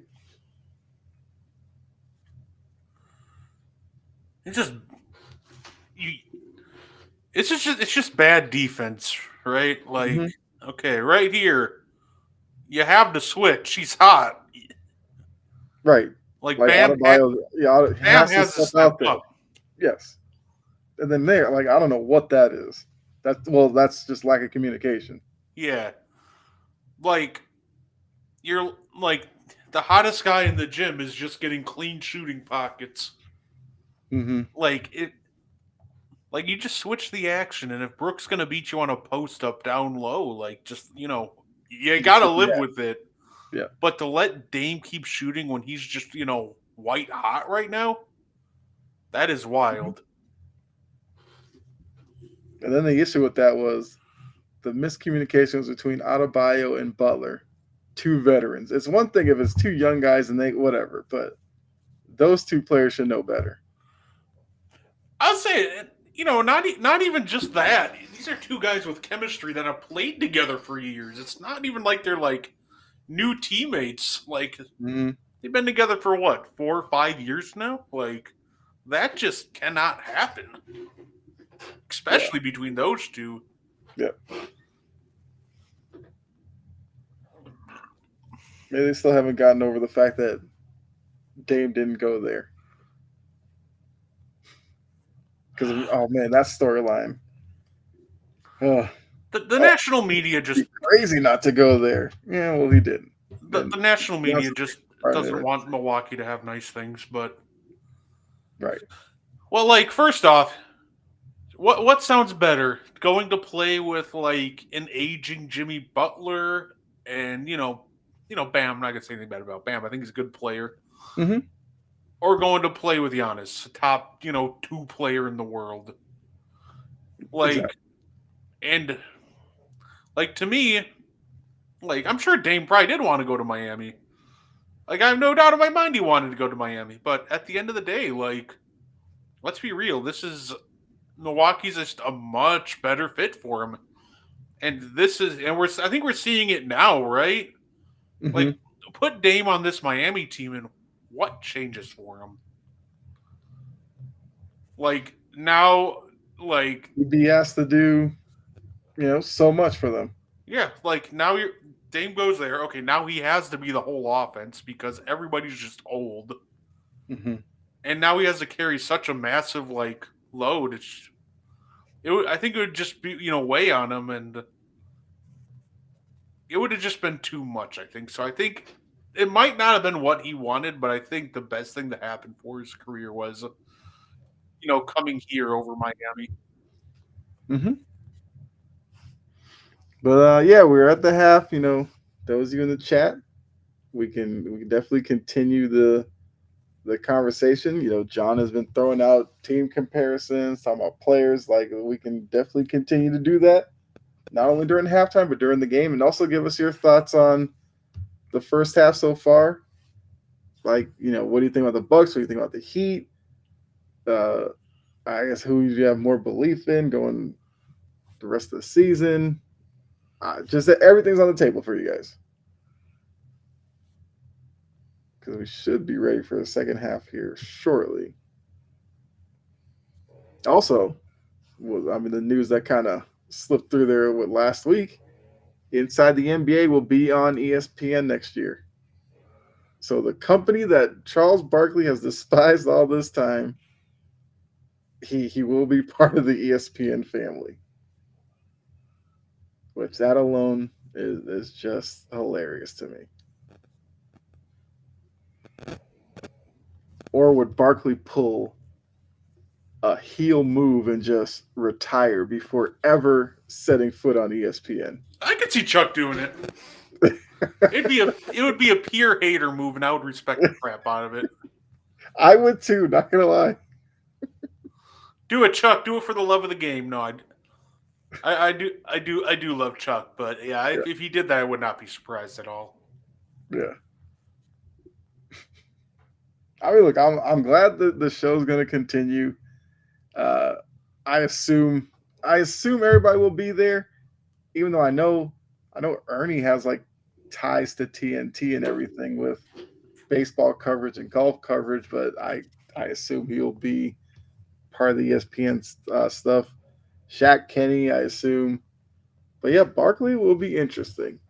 And if they try to do any modifications to the show, because obviously they floated out like a lot of people were floating out like the whole Stephen A. thing, which ESPN said they're not putting Stephen A. on the show.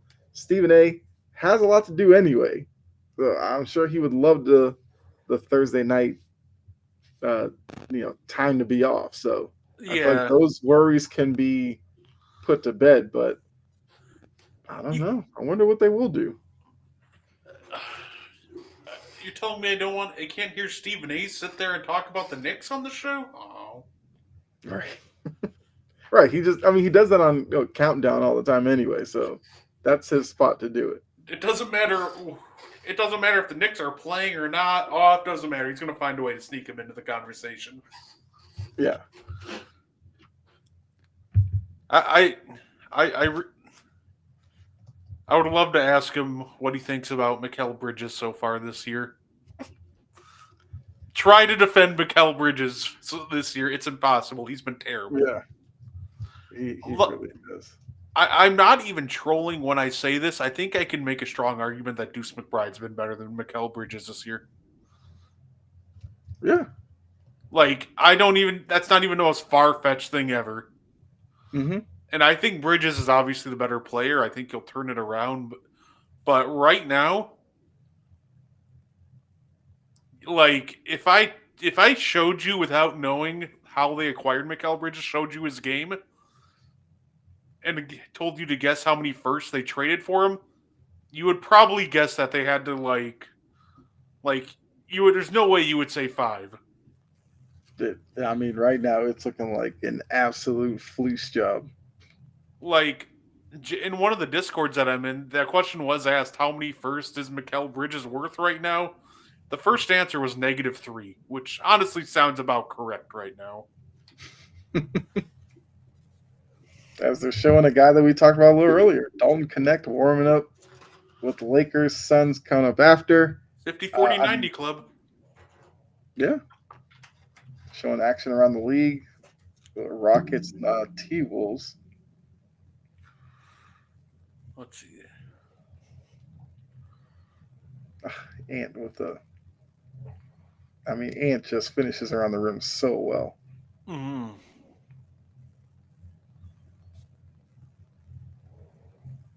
Now, look, love the new design courts for the NBA Cup. They work a lot better than the ones last year. Next, I need them to get more creative with the NBA Finals courts. And I'm not Yeah, asking for a lot. I just want the big championship trophy back at midcourt. yeah, Is that so much to ask for? Like, give me that, 2010s vibe. yeah, Like, it's so basic, but I feel like it just kind of added a little some. yeah. I mean, I say this all the time. Adam Silver is willing to tweak things here or there, and I know a lot of like fans don't necessarily like what the products become under him, but I also give him a lot of credit. Like he doesn't just sit by and do nothing. He at least tries something. Which I guess since it's still halftime, what do you think about the All Star game changes? And those of you who are watching, if you don't know what the changes are, so the East West format is gone, and they're basically going to take the 24 uh, guys that are voted in, split them up into 3 teams of 8. You'll do like a little tournament with the fourth team being the winning team from the Rising Stars tournament that they have, being the fourth team in the All Star Game tournament. And then you play like 1 versus 4, 2 versus 3, and then you get a winner or whatever. So, like, what do you think about that change? Are you for it? Hate it? Or I guess you want to play the fence? Need to see it work this year. Yeah, I'm boring. I need to see it. I because I don't know what the All Star game, like, at the end of the day, it's not really relevant how they tweak it, unless the Mhm. players put in the effort to participate in it. Now I they did say this new format had superstar input because they said like Steph Curry and a bunch of other guys.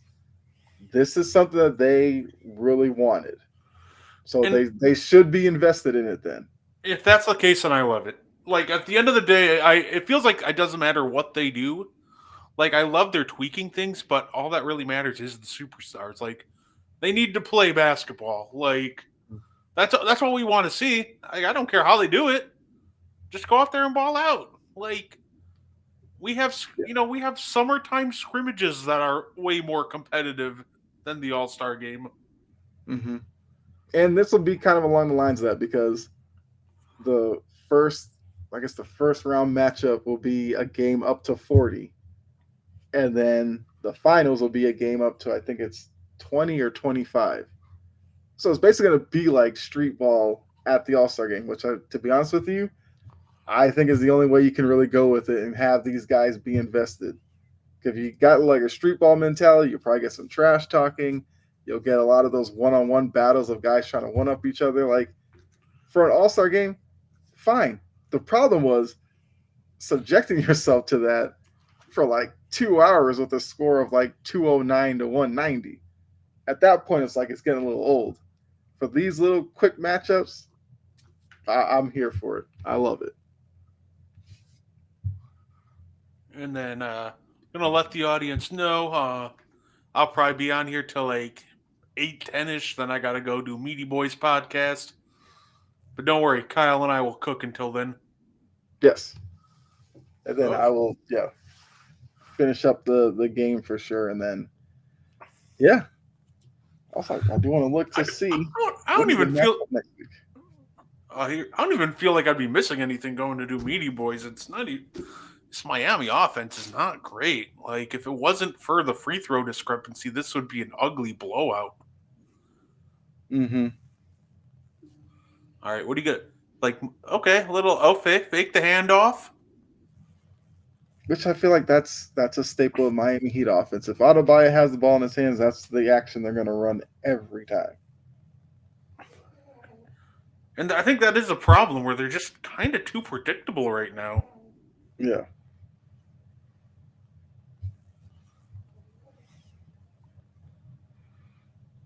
Oh, well, here we go. Come on, Brooke. Brooke. Oh, shooter's touch. He's still got it going. You know what I think the All Star game needs? Let's give them like the old '70s jersey. Let's give them like the booty shorts and everything. Yeah. Yeah. I mean, hey, I don't know how well that's going to go over with these players, but it's worth a try. Nah, like I said, having a little fun, but at the end of the day, I'm glad that they had input. So let's hope it Yeah. results in a better All Star game.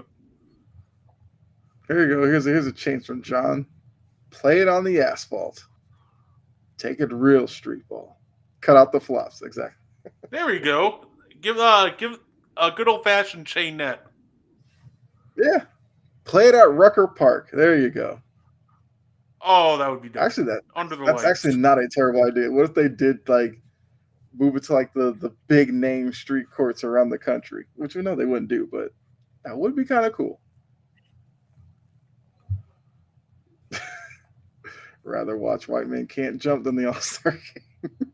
I would rather watch the Miami Heat offense right now than the All Star game, and this shit's been abysmal. Yeah. So I will say the schedule next week it would be Magic versus Knicks. I feel like I feel like that's watch along worthy. Yeah. Because Okay. I'm Go definitely here. I'm definitely here to watch some Magic basketball. Orlando Magic. Uh, Yeah, we did a watch along of the Magic last week, and it was a lot of fun. We watched the Magic Lakers game. Yes, yeah. You guys did. Oh wow! Again and again, nobody communicated. One's got to go with Derry Bird. Like, I mean, I don't know how the 3-point defense is just this bad, Okay, what? and that's usually every They're Duncan Robinson shot. they're completely out of rhythm right now. Oh I boy! mean, Timeout. has Call it.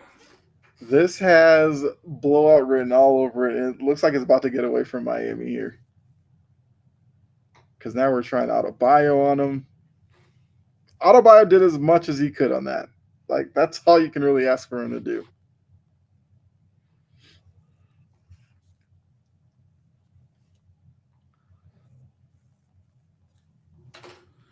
Yeah. So for anybody that doesn't know, by the way, the latest update on Chris Middleton was Chris Middleton is cleared to play, Okay. but he's just trying to work himself. He doesn't want it to be like last year, where he came back and it was setback after setback after setback. Mm-hmm. Him and the Bucks are just making sure that he's 100%, no setbacks or anything, and then he'll be back. The latest report is they're hoping that he's back after Thanksgiving, which obviously is in 2 days. So it Okay. sounds like sooner rather than later we're going to see Chris. And I don't think he's playing. I don't think he'll play in back to backs or anything. But overall, I'm excited to see him back soon, even if he's on a minutes restriction. Mm-hmm. Maybe John asked like Heat will score 85. uh, It'll be a struggle to possibly. get there. Like I thought they would come out in the third quarter, all fired up and ready to go, but they somehow look worse than the first two. Mm-hmm. I'll say they get to 85. I feel like they're going to go on some crazy garbage time run and, you know, probably still lose by like 25, but they'll get to 85. That'll be the topic of conversation somehow from this entire game on ESPN. He'd score 38 late as they fall to the Bucks. Like, why? Right. Like, Yeah, it is brutal in Miami right now.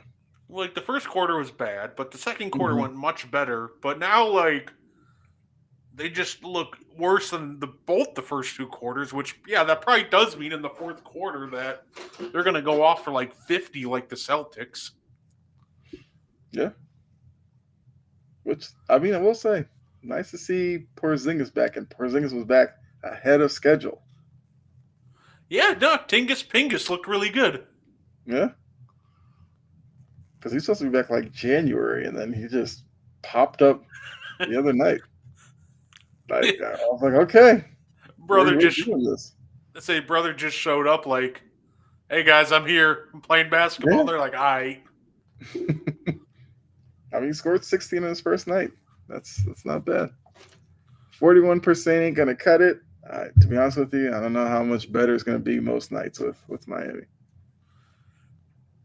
Like Miami will beat undisciplined, probably young teams, but top tier, it's gonna be a struggle.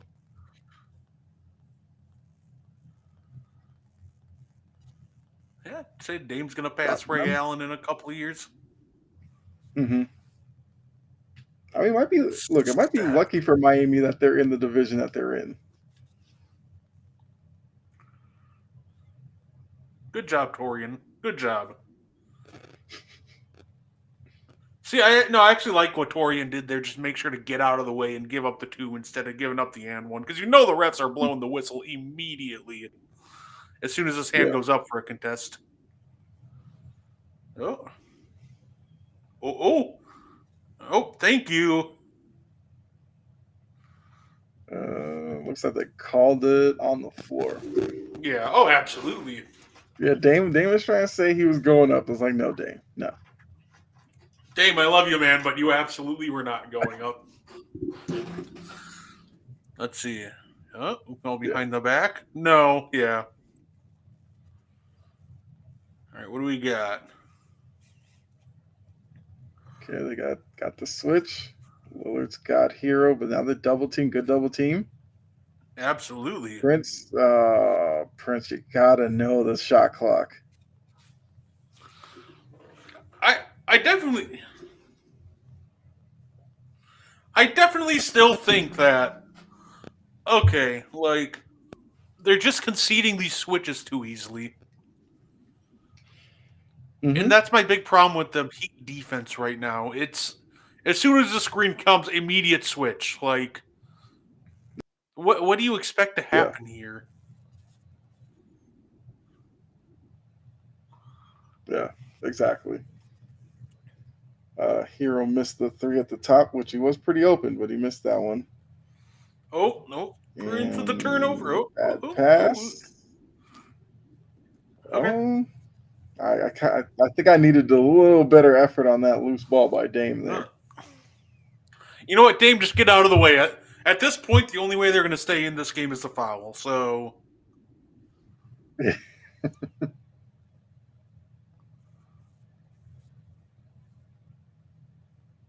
holy shit. Yeah, thank Okay, you. good call.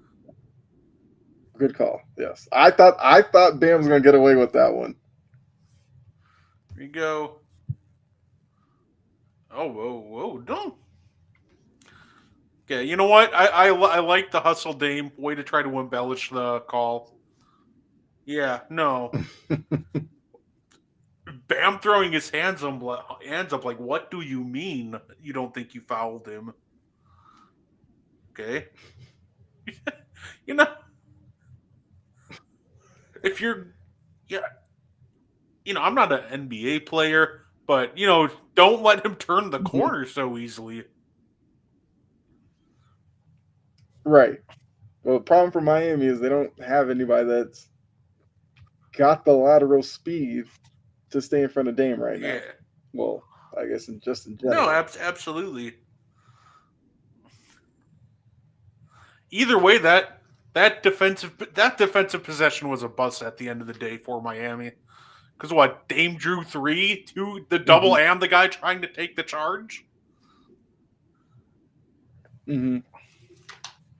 It just looks like with Miami's defense, it's a lot of uh, like emergency recovery, and a lot of times you're getting two guys running at a guy because they're not communicating who's gonna go out and take the guy who's gonna help off of another man. It's like they're just running around hoping to get a deflection. There's like no rhyme or reason to any of their rotations defensively. Go, cut back door, you miss the advantage. And we are going to And embellish more free throws. like that's Jimmy Butler offense. Just throw your head back and go to the line. What is it? What are they? Are they at 30 free throws yet? 25. Yeah, they'll be at 30 in a second here.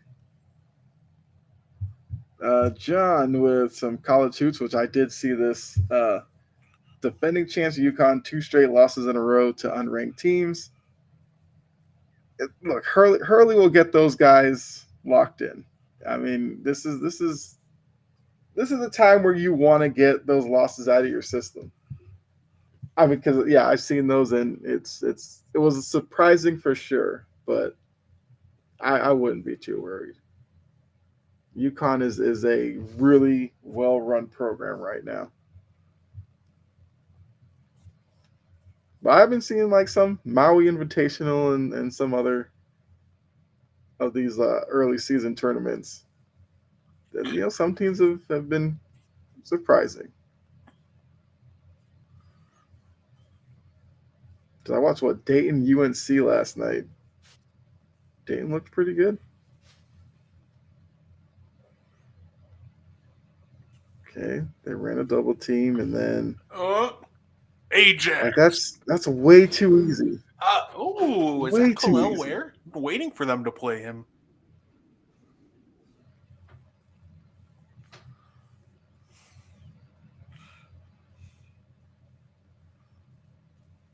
And that should be an easy 3, and it's off. Just kind of just sums up Miami right now. Mm-hmm. And then look, defensively, nobody knows who they're supposed to take. I'll say they're kind of lucky that Prince I mean, they got missed. lucky that, yeah, And let me guess, Miami. Oh no, he missed that. Okay, I thought that was going in for sure. yeah, yeah. It's offensively not not too good. Defensively, not too good. Yeah, Duncan didn't even try to get in front of him. And that's the problem. If Duncan's not hitting shots, he gives you absolutely nothing. I mean, there's miscommunication there, leading to the hero corner 3. Brooke was looking around like, you guys are not expecting me to run out to the corner.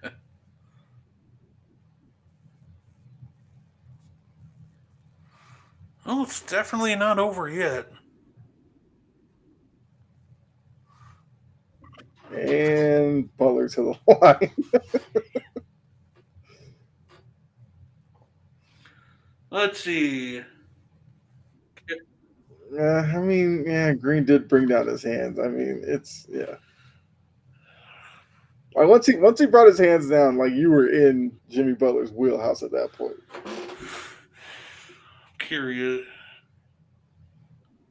Yep. This is 11th free throw of the night.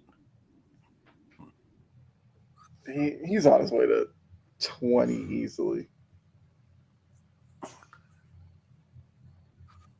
Yeah, 26-7. The free throw discrepancy. And that almost sums. And like you said, with no Giannis, you're not expecting a lot of free throws from the Bucks, but I mean, 26-7 is still crazy. But okay, we got to move. There we go. There we go. Yeah. Butler gambled on the perimeter there.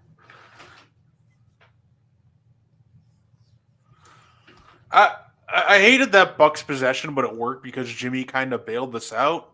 I hate possessions where the ball's just moving on the perimeter side to side. Like at some point, get downhill and attack. Yeah. Lillard working on 33 points, got 9 assists. That's a good number there for you. So obviously should get the double double.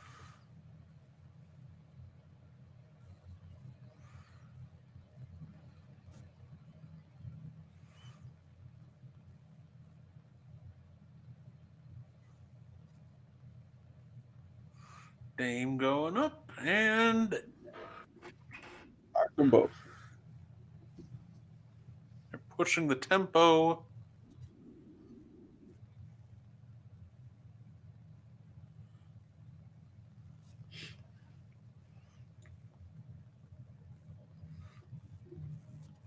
All right. Duncan Robinson actually hit I a lost three. him for a second. And Okay. timeout. Well, we are at 82-69.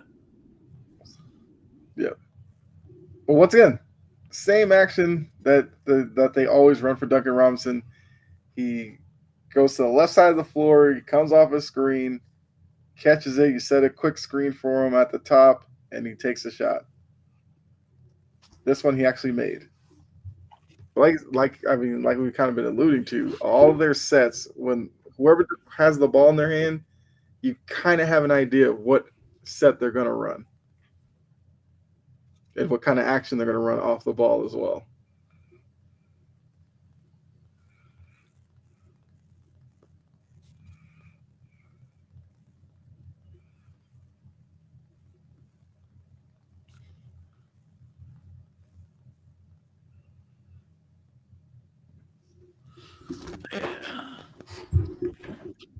Once again, let you guys know, appreciate you all for tuning in. This is kind of a new thing that we do on the ball.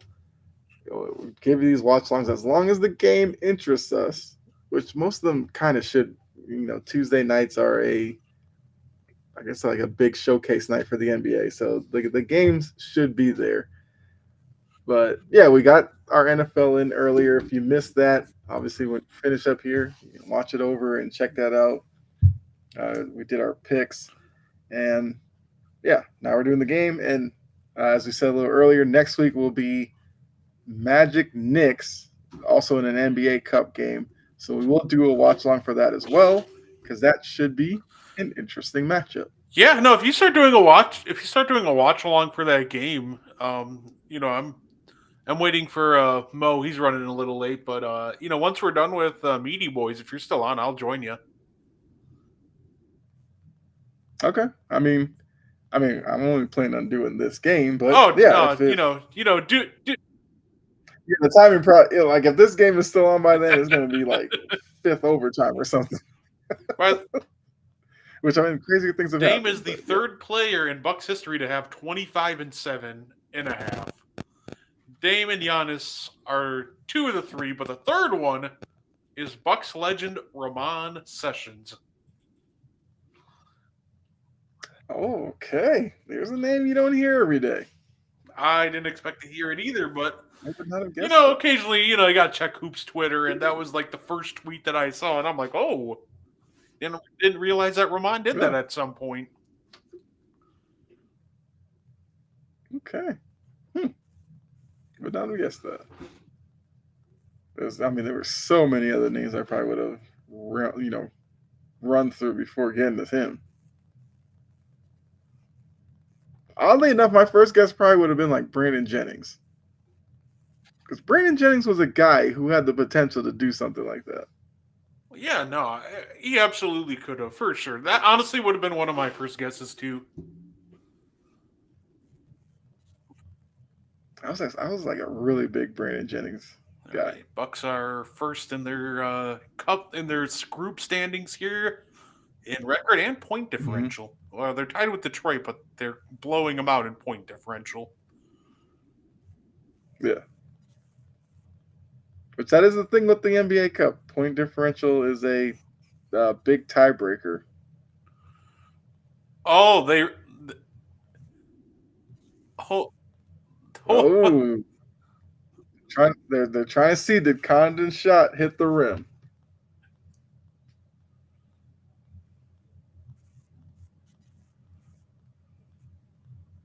Let's see.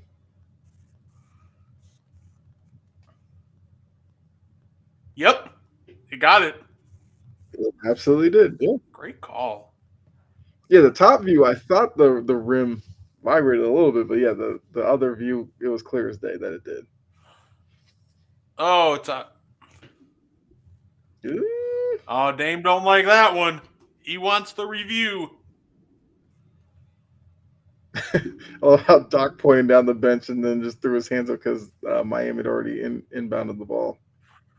Okay, Hero knocks down a three, and now it's a 10-point game. So I guess the Heat weren't ready to lay down yet, but it's still 10. So Miami could, not Miami, Milwaukee, they put together another, a couple of good possessions. The lead could balloon back up. Like this is Miami's like last stand. Oh, okay. That was a terrible offensive possession. Oh, I guess that Heat crowd's getting to him now. Would it be the If biggest the choke Bucks lose job? with a No, no, it would. it'd be unfortunate, but oh, Oh, okay. He's showing some life. This is where Doc is going to earn that money. this is Oh, oh, uh, oh, travel yeah. foul. What's the call here? Oh, the Heat are in it. They're sticking around. It's annoying, but they're sticking around. It's kind of been one of the big I mean, problems with Milwaukee during this win streak is too many times they yeah. don't play with their food. Hmm. Like, they just got to be better at times, just putting teams away. Oh, And guess who got fouled? if you know what, at least they're not getting free throws. You know what? You try to convince me that's in the act of shooting, I will go throw hands with those refs myself. One way ticket to Miami.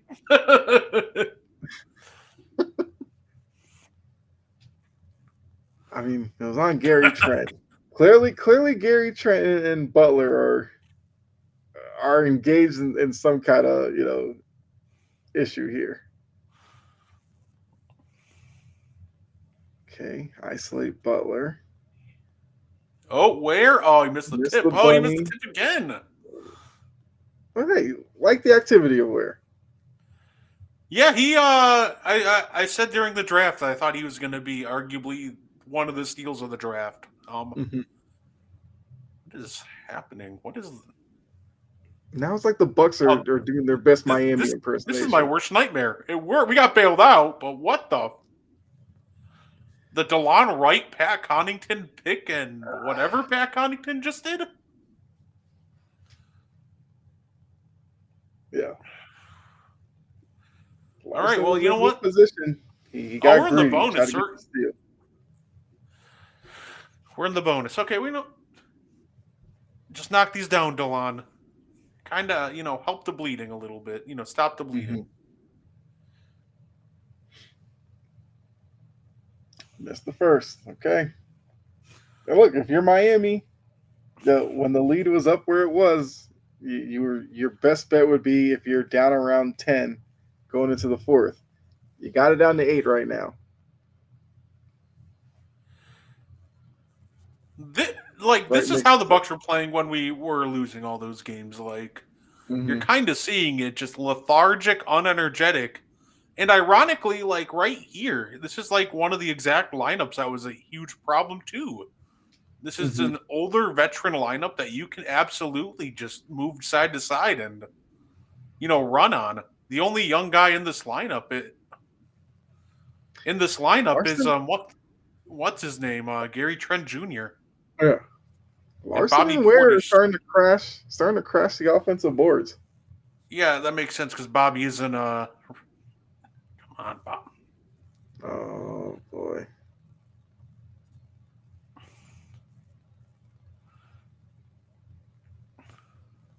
Okay, here we go. Okay. If Hero hit that one, yeah, might have been panic time. Trajan chiming in. I don't I even don't think it's I don't panic. like most of the lineups we have. Okay, I, The Bucks they've I, gotten just, away from what they did in the first half. I think yeah, I think we just got to get this lineup out of here. Hey Pat, there was not a chance in the world you were gonna get a charge call on that one. I love the effort, but you had no shot on that one.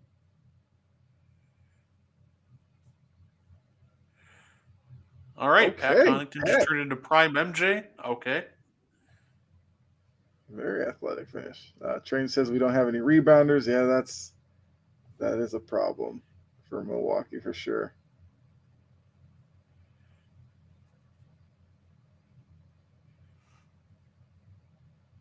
5 point game. Okay, Yeah. So you say it wouldn't be what would be?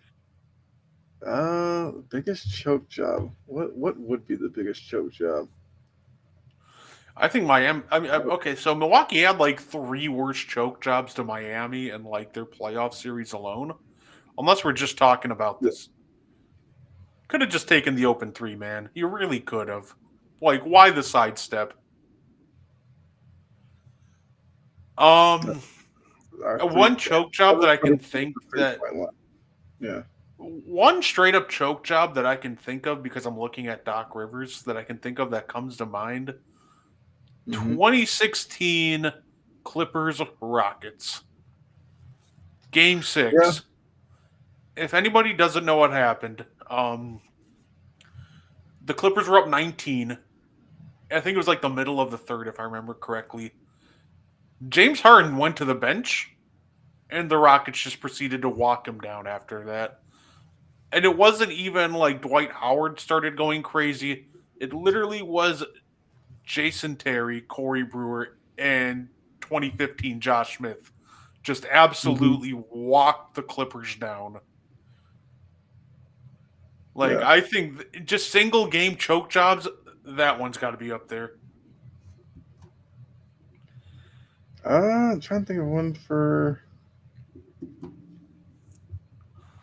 I mean, I could go what Celtics Lakers in that finals game. Could go there.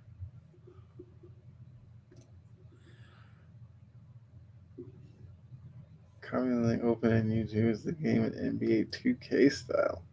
That's hold on. I might have to take a look at that. See what that looks like.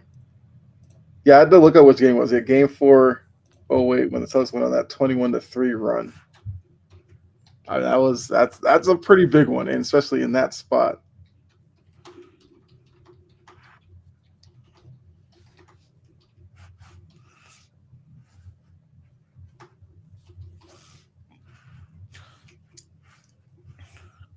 Oh, yeah. In single game series, yeah, the Warriors blowing a 3-1 lead. Yeah, for sure. That's the worst.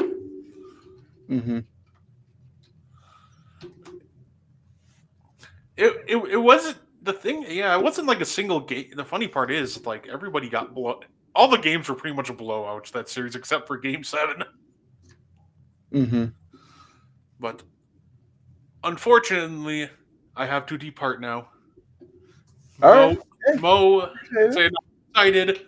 Yeah, the Thunder lead the series round before was a 3-1 lead, but Yep. alas, I have to do the Meaty Boys podcast with Mr. Mo. Always love doing it. I always love being on here for watch along. So thank you everybody Yeah. for tuning in, and make sure to watch this game to the end with Kyle. Yep. I will be here through the fourth quarter with you guys in the chat, and yeah, we'll see how this goes. Because now at the half, it looked like this game was going to be a laugher, but now it's in the balance. So, uh, Mo, what's great? Speaking of Mo, There losing he a is. home game seven is rough. That yes, yeah. And John says later, Guardy. But, but yeah, so Brett, now you gotta go do Meanie Boys. So see you later. John, I did click on that link. That is pretty interesting.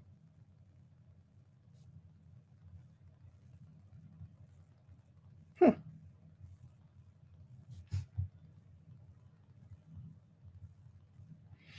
Yeah, so those of you that are still in here, what's up? Appreciate it. We're in the fourth quarter. Where is it? There we go. That view. So yeah, just keep flooding the comments. Let's just talk about not only this game, other stuff around the NBA. Any questions? It's never that with the Bucks. Yeah, I mean, coming out of the half, they got because they're showing the score by quarter. The Heat won the third quarter, 29-20. Connaughton went to the well once again, missed the acrobatic layup. Portis, not a lot of lift on that putback. John says, "Oh, that's okay. So that's how you're watching it, John. Okay, cool." Because I did, I mean, I clicked on it. The only thing is like they have Giannis in that simulation, even though he's not playing. But Bucks can't buy a bucket right now. Yeah, that's what I was saying too, Trajan. Like that is kind of wild how they did that in 2K.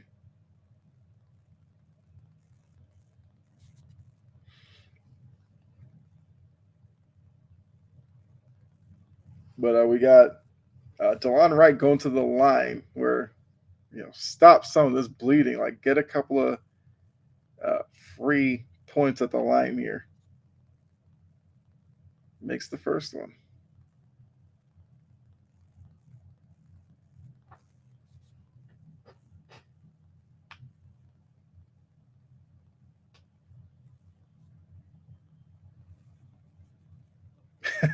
Welcome to Bucks basketball. Consistency is never there. Yeah.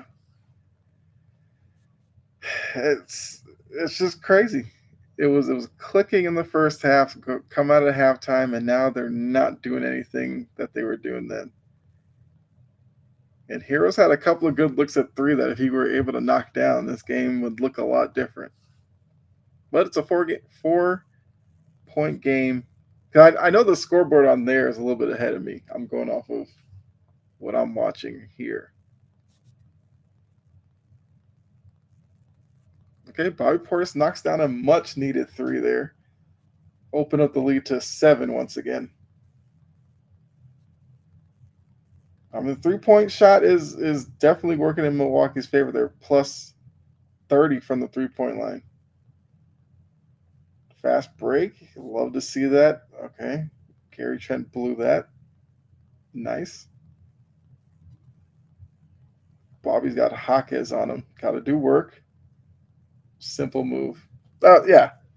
Like, get back to that, Milwaukee. Like, find your mismatches and attack these players in Miami, and yeah. Looks better on the scoreboard ahead of yours. Yeah, yes. Like, I'm slowly catching up to that.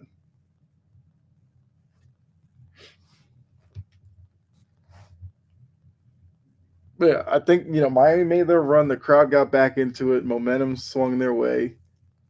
Now look, you play your defense, get the rebounds. You can get out in transition. But like I said, in the half court, you run your screens, create those mismatches that you took advantage of in the first half, and you can see this game to the end. They went away from that in that part where Miami made their run for whatever reason. Now calm everything down.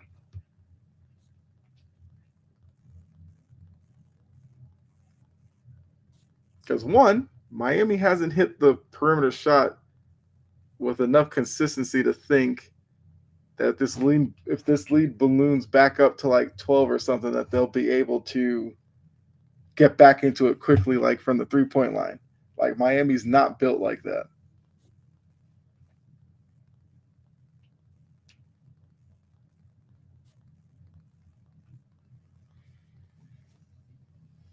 Got a timeout in the action. Coach K is sitting courtside for Duke, Kansas with Mr. Chaffin. Is he really? Leslie Chow.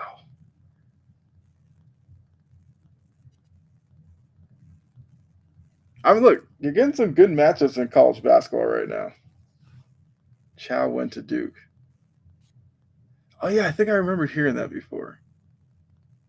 It's still weird to me that he was like a legit doctor.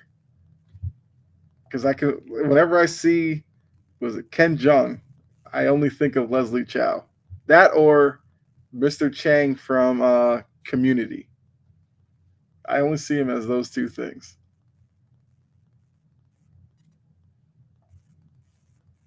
That's what I thought, but never would think those two would mingle like they are. Hey, it's Leslie Chow, man. You never know.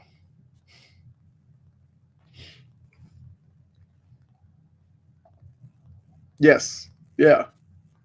I know he had a show. It was like Dr. Ken, which kind of played off of that. But yeah, he is still a legit doctor.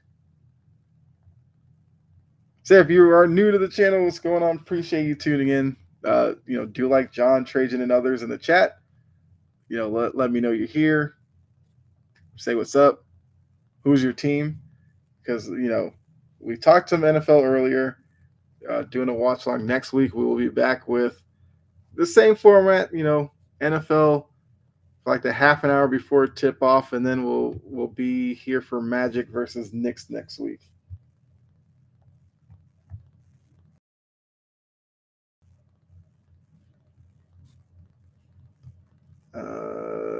Too many UConn, dropped 2 in Maui. Dan Hurley needs to relax a little, costing his team.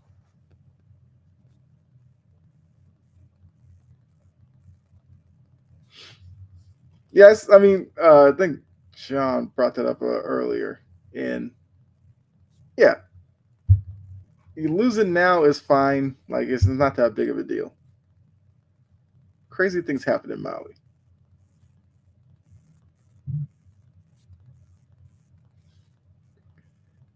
He's colorblind though. LOL. Got an air ball 3.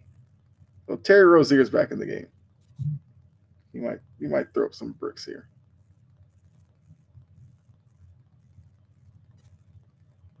Rozier, oh, he had the 3, and then okay, so Terry Rozier had a wide open 3 off of the kick out from the post. Decided not to take that one, only to sidestep into a tougher 3, which obviously he drained because that's how this second half is kind of going for Miami. John says Oregon Ducks football, UNC b-ball. Okay. Trajan, I respect UNC basketball.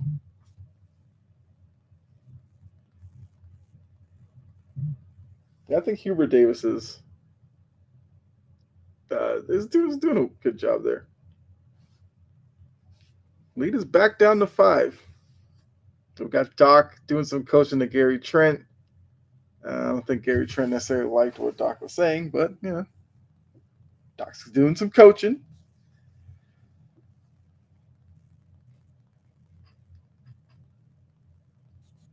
I mean, Trajan, I'm not gonna lie. I respect UNC basketball. I don't hate UNC basketball. I mean, look, you guys know from either my channel or I'm here, I rep all Boston, so I am a BC Eagle fan.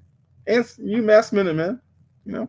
I remember the days of Marcus Camby, although I think you're not. I think they technically didn't exist because of the whole Calipari situation, but I remember those teams. I do hate Duke, though. It's probably easier to find somebody who hates Duke than somebody who's a Duke fan at this point. Like, once again, I don't hate Duke either. Like, because we talked about earlier, like when it comes to Duke, their players, like people love to draft their players really high because of the history of the school. But you have to be careful with your Duke players that you draft because some of them, like I feel like people question Tatum. I knew Tatum was going to be a good one. I was glad when the Celtics took him, but we talked about Cam Reddish earlier. I never liked Cam Reddish as an NBA player. I didn't think he was, and look, he isn't. Sheldon Williams was a great college player. The Hawks were suckered into taking him like 3 overall. I think that was the Chris Paul draft. I knew that was a mistake, but he went to Duke. So, you got Zion. I guess the jury's still out on Zion because a lot of Zion's knocks are the injuries in his body. But yes, Grayson Allen's another one. I mean, like Grayson Allen at Duke, what was he? He's kind of a cheap shot artist. What has he been in the NBA? A bit of a cheap shot artist. JJ Redick. I like JJ Redick at Duke. And I mean, he carved out a pretty good career for himself. Even though he might have been one of the more hated Duke players, JJ Redick. No, I can't lie and say that because Grayson Allen did come around after.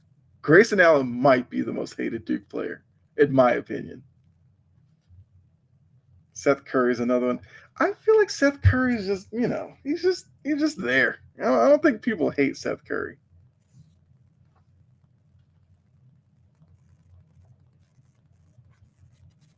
Now, Austin Rivers, that's a little different. Hated Duke forever. Then the 2015 national championship, the ball went off Winslow's finger. I put them into my hatred forever book. I respect it. Justice Winslow is another Duke player. Like everybody under the sun loves that guy. You tell me your favorite Justice Winslow moment in the NBA. I'll wait. I couldn't even tell you what roster that guy's on at this point. All right, Bucks looking for a bucket here. Get it to Dame's hands. Torian Prince, you had one job, and you failed. Misses the corner 3. Heat have the ball, down 5, back the other way. Once again, the scoreboard there is a little ahead of mine. Great Great steal by Trent. Read the passing angle. I'm pretty sure Bucks G League said, really? Is that where he is? Well, I mean, hey, maybe he'll be a G League legend. Actually, I was watching a video of guys who aren't in the NBA anymore and are playing overseas that you might have forgot about. And they showed like Jabari Parker is playing over in, I want to say like Turkey or Greece or something like that. I wanted that guy to be good. I thought Jabari Parker was going to be a really good NBA player. I mean, obviously the injuries really hurt him, but I always rooted for Jabari Parker. They showed Marshawn Brooks. Not gonna lie, I loved Marshawn Brooks coming out of Providence. Didn't do anything in the NBA. And then OJ Mayo is still out there playing. I can't remember what country he's playing in, but it was just odd to see some of those guys. Dame misses the floater in the lane. Got Hero back the other way. They have numbers, and that was a terribly run fast break, but it leads to a Terry Rozier three, so who cares?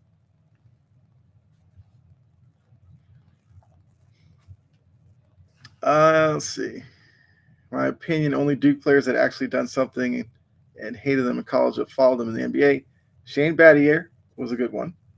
Banchero, love him. Reddick. Grant Hill is my guy. I was a big Grant Hill guy. And Johnny Dawkins. That's a good name pull, Johnny Dawkins. But yeah, I was a big time Grant Hill fan. Grant Hill's another one. Got a lot of hate in college.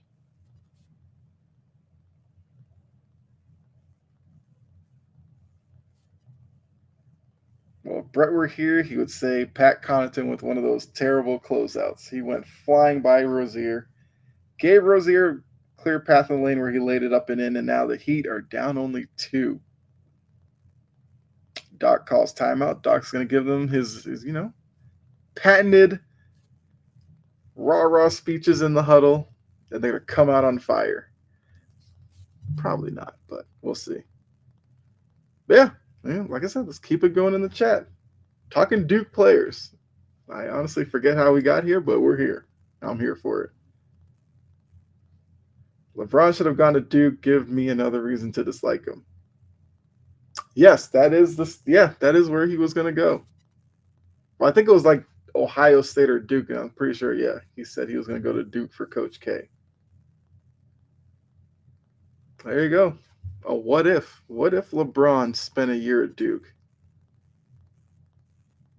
I mean, obviously, to you, Trajan, you'd hate him more.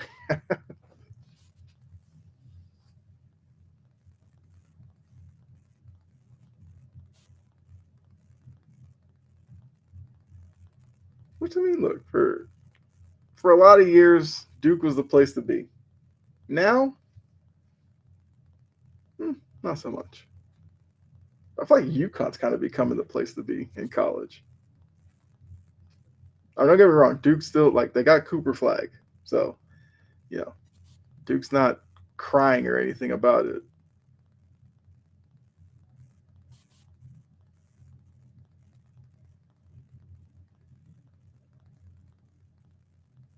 All right, here we go. Let's see what the Bucks run out of timeout. Okay, dribble handoff, Pat Connaughton. Get rid of the ball. There you go. Connaughton for 3. I mean, you had to have drawn up a better play than that. Kansas beating Duke 28-17. Okay. Probably after this game finishes and end the stream, I will probably catch the rest of Kansas Duke. You can tell Cooper is not there yet. He's really good, but the little things yet to be a killer. And yeah, that's something you hope to obviously grow into as the season gets going. John said, "OMG, Heat scored." Yeah, I mean the 85 joke looked like like a certainty not too long ago, but yeah, they're gonna go way past it. And the Jimmy Butler foul special. Dribble to your right, feel a little contact, kick the head back, get the whistle.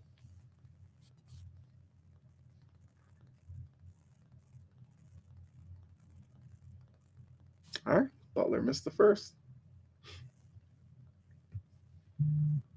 But yeah, so Kansas, I will say for a good, probably like 8 year stretch, I would fill out a bracket for obviously March Madness. I probably picked Kansas every year for like 8 years straight. I was also a Kansas fan because Paul Pierce went there. Celtics great Paul Pierce. But Kansas has had some good players run through there. Brook for three. There you go. Knock that down. So you got Paul Pierce, got Mario Chalmers. Um, I'm completely blanking on Kansas players for some reason now. Larson for three, no. Okay. Bam comes flying in for the rebound.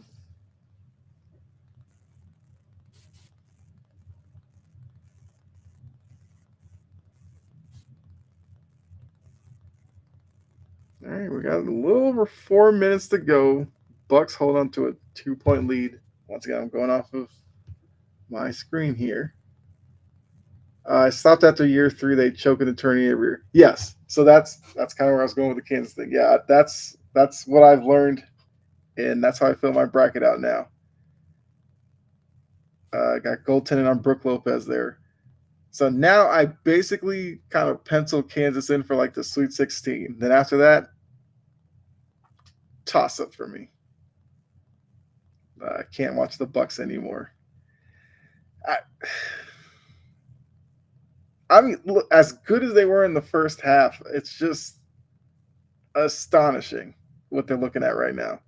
But I feel like this is a Doc Rivers thing because by the end, with Doc Rivers in Boston, this is how a lot of their games went, which is why I was kind of ready for him to go when he left there.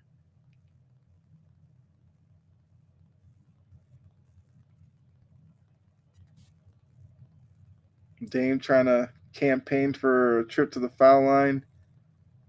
I mean, I feel like he was clearly going up for a shot there. Yeah, he should be on the line. Yeah. So they're going to give him two. Right decision. I will say, we'll be doing March Madness. So, okay, so something I'm thinking about for, on the ball, obviously, because, Brett, Dylan, and I do brackets. I will probably like create, one of those March Madness groups and, open it up to you guys that watch the show. You can, do a bracket and we'll kind of see who has the best bracket. So we'll probably do a little bit more of that with you all. Have some fun with you guys.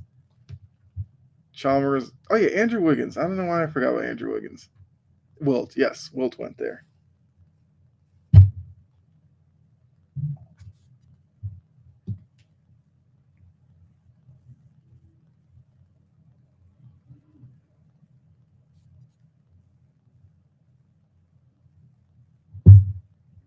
So I guess that's something for you all. If you guys are college basketball fans, we're definitely open to doing like a bracket challenge to see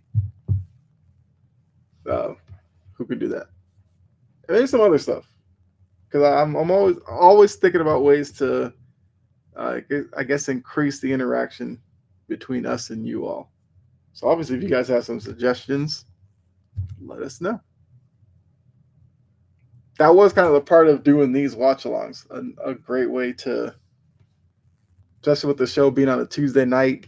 NBA does work. Unfortunately, NFL doesn't work for us because they don't play on Tuesday.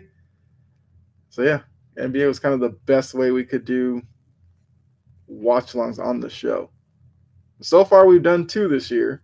And I would say each of them have been pretty good with you guys. That's why we're going to keep doing them.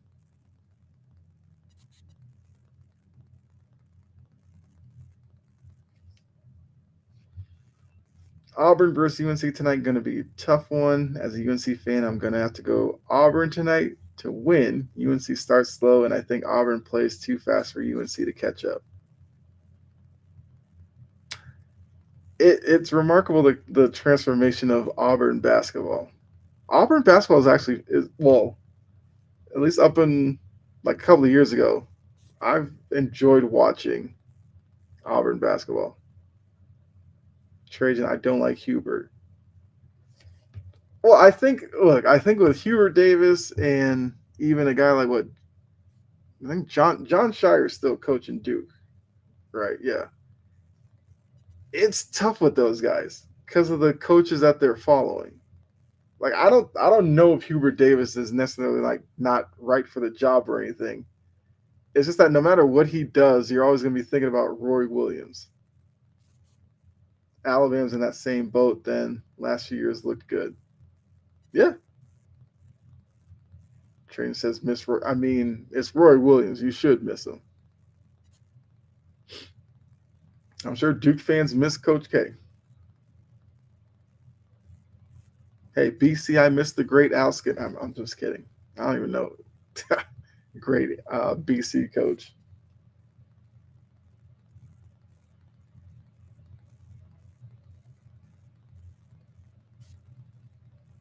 AJ Green drilled that three in the corner. No hesitation. Love to see that. All right, Miami back. Rozier with the three. Okay, Rozier knocks that one down. So now we're trading threes here. Sleeper team that will go to the Elite Eight. Rick Pitino's team, St. John's. Oh, Ricky P. Fascinating man, isn't he? And look, St. John's has been searching for a while. Hold on, AJ Green for another three. Okay. Hey, I guess the Bucks are closing with AJ Green here. St. John's can run and decent shooters. Okay.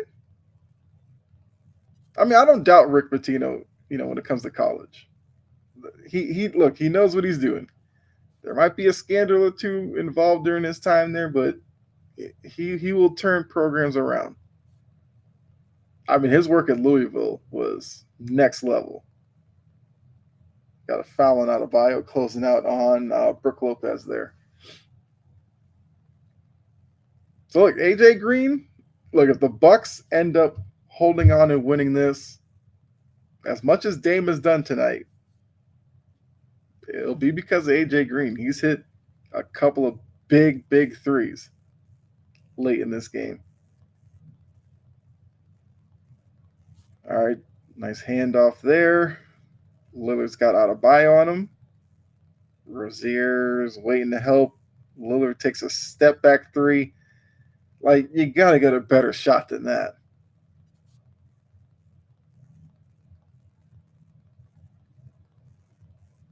All right, Miami back the other way. Larson for three. I mean, look, what's Jimmy Butler on the floor for if you're not even going to put the ball in his hands there? All right, so I got Dame working again. I feel like we're probably going to get a similar shot here because it looks like they're just running isolation. Here comes a screen from Prince. No, he runs off of it. Back to AJ Green, a deep three, rimmed it out. That's about 3 possessions in a row where offensively has been horrific. Like, Doc, you got to do something better. All right, Tyler Hero step. Good defense by Brook Lopez. He tried a little sidestep three. Brook Lopez got a finger on it, blocked it. Here we go, another possession from Milwaukee. What will they run? And it's a turnover. How not to close out a game 101 by the Milwaukee Bucks. Terry Rozier knocks down the three. Horrific possessions in a row, like 4 of them.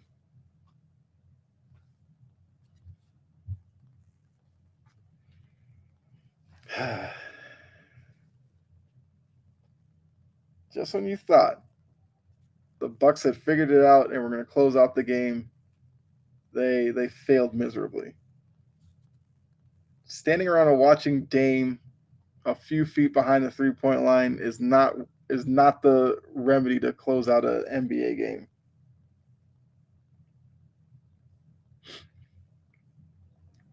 I mean, when AJ Green was making the threes, what they do?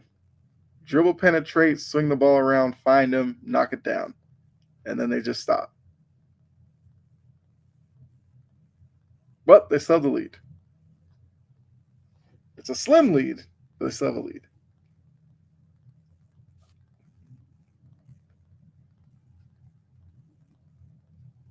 So, yeah, I mean, good to know we got a couple of college basketball people. So look, I'm expecting when we do open up the little bracket group and everything like that, expecting to see a bracket from you guys. It's never Dame time. I yeah, yeah. It's it's one of the things I don't like about Dame and why I didn't go crazy when he decided to go to Milwaukee. Late game with Dame on the floor, that's what it kind of turns into. Now, obviously, it'd be different with Giannis on the floor, yes, but like this game should not be in this position. So here's Dame with it. It looks like they're going to run the isolation again. Got no movement. Got three guys on the baseline. Got AJ Green over on the far wing. Okay, here comes Brook to set a screen. AJ Green. Oh, did he get that? Oh, I thought he got rid of it before the shot clock. Gotta go, great show. Appreciate that, Trajan. Enjoy the rest of your night. John said Rockets T Wolves, close one also. Okay. Number one, Connaughton. If you turned and looked at the bucket, you probably get that. No, that's not going to count. It was still on AJ Green's fingertips. I mean, they at least ran something there. It just took too long. Yep, that's not going to count.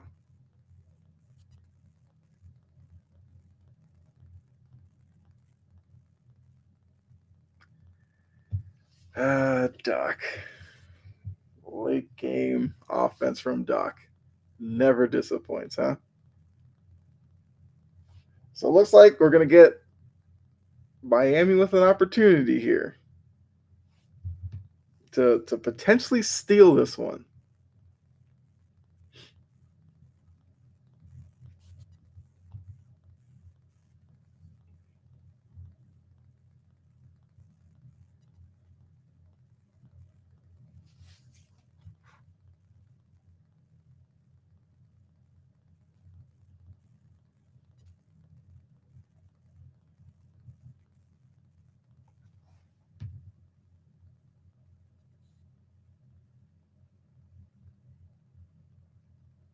Okay, they're just showing, I guess, the Heat finish against the Timberwolves.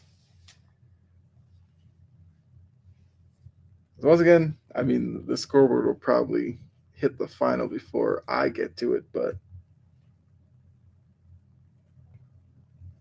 okay, they just showed Jimmy Butler's line against, I guess that was Dallas when he had 33. Because I was going to say, there's no way he has 33 tonight. But once again, appreciate everybody that's tuning in. We're coming out to the end of the show / stream / watch along. So if you are new, make sure you like us. Give the network a like and a like, follow, subscribe, or whatever. I mean, that's kind of a terrible play by Miami, but Hero had an open look. He rimmed it out. Actually, no, that's not a terrible play. But Brook Lopez closed out correctly. So good job by Brook Lopez there. Hero's got like a nasty bruise on his arm. Yeah, that's good defense by Brook Lopez. And that ball was in and out. John says almost gave the game away. Yeah. But yeah. Appreciate all of you tuning in as the last moments kind of bleed off the clock here. Um, Make sure you follow, subscribe, Integrity Sports Network, some other shows on the network that I'm sure you'll enjoy. Make sure you check them out. Notification bell if that's an option for you, so you know when we go live. Make sure you come back next Tuesday for sure for on the ball. We will do the same thing as we did tonight. NFL for like the first half hour. We'll lead right into tip off of Magic versus Knicks, and then we'll do another watch along, which Brett does have to go kind of like around mid third quarter for his other wrestling podcast show. But I will be here the whole way. I believe Dylan might be back next week. We'll see. So we're going to continue to do these every week as long as the NBA matchup is watch alongable. Made the word up. I know I did, but trust me, it's a word. It's a word now. But and look, during the game, just like what happened tonight, you guys, flood the chat with your thoughts and everything like that. I mean, we went from let's see, how'd this chat go? We went from players that we hate seeing on our team enter the game, which was Cam Reddish, went to Duke players where Cam Reddish was brought up again. Name another stream where you're getting Cam Reddish mentioned more than once. I'm just saying. John says, go Patriots. Yes, I think this week is very winnable for them. Look, I'm just going to say this. A lot of the Facebook stuff about Gerard Mayo and all that, I kind of tuned that out because I think it's hilarious that Bill Belichick's teams frustrated Patriots fans because of lack of talent. But for some reason, Gerard Mayo steps in with a lot of the same talent that Bill Belichick left, and now people are upset that he's not winning with the same talent. Call me crazy, but that makes zero sense to me. But yeah. I'm fine with Gerard Mayo. I like Drake May. As Rozier heaves up a deep three that he comes up short on, and the Bucks survive 106-103. I felt good about Milwaukee the first half. The way they ended this game, troubling. So grand scheme of things, I think it might be a wash. I'm still not bought into this Bucks team going forward. Now, Middleton comes back. We'll see if that changes anything. I don't know. Miami, I hadn't really watched much of them this season. I've been keeping tabs on them a little bit and then, haven't been impressed. But now watching them a full game, I'm still not impressed. Even with this comeback, I don't like their roster. I just think that they have guys that they're holding on to. It just is. It's not it anymore. It's just not. Look, Butler as your number one in 2024 is not going to impress me in any way. I don't think this Heat team is going anywhere. Now, Adebayo, I like Adebayo. I do. The rest of it, Hero, okay. I liked what I saw from Hero. But Duncan Robinson, how is this guy still on this Heat team? What does he give you? Like I said, I wish there was a Heat fan in the chat. I've got to know. I have wondered this question for like 3 years now. What does Duncan Robinson give you? Somebody tell me. Actually, let me see. Because I can't remember what he put up. Let me see. What did he score? I'm hoping he scored at least one bucket. I think I remembered a bucket from him. Hold on. Let's see. Box score. Miami. Duncan Robinson had 11 points. I must have been I must have been passed out when that happened. But he's just not. He doesn't give you anything. Like what? Why is he there? I don't know who would take him, but I don't get it. Kevin Love. I mean, he only played 6 minutes. So I can't be too mad at Kevin Love, but yeah, it's why. Those are 6 minutes that could have gone somewhere else. Put Kevin Love somewhere else. He's making 19.5 million. Trash. He pull a Daniel Jones or Aaron Rodgers on that team. LOL. Yeah. I, I don't. It's just like heat culture and everything. It's just they overvalue so many guys for whatever reason that they just shouldn't have. And Duncan Robinson's the top of that list. Looking at other scores, the Bulls beat Washington. I think we did talk about the Bulls earlier in the show. They got to win over Washington, which who isn't beating Washington, right? Because he's just a big dude. Yeah, I guess. Like I think Kevin Love still has some gas in the tank, but once again, I gotta look this up. How old is Kevin Love? Okay, he's 36. Okay. I was afraid I was gonna look up and be like 32, and I was like, that's the oldest 32 I've ever seen. But 36, yeah, like move him at the deadline.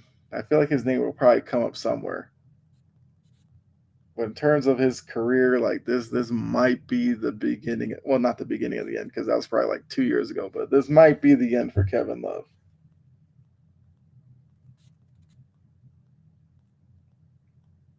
Oh, he's a September baby.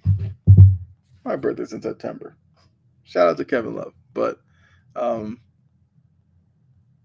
yeah, like just watching Miami is just a lot of pieces that don't need to be there.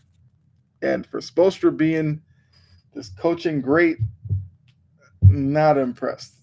I mean, going off of tonight, obviously, not speaking on Spoelstra's career. The career, he's been a really good coach, yes, but I think the tank's running a little dry right now. Another problem is though, if you are a team out there, who from Miami are you really trying to poach off of this roster?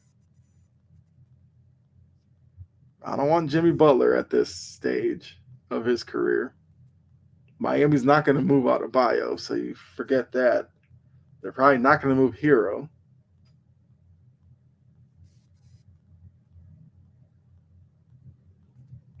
I mean, I wouldn't hate Highsmith.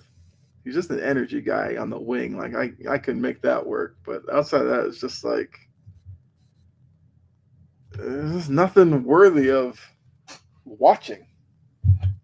Kevin signed a 2-year deal. Yeah, well,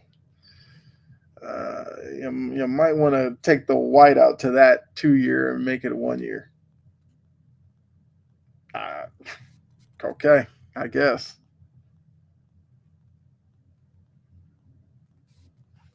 I mean, what's he averaging this year? 7.3 points, 6.5 rebounds, 1 assist, 39% from the field.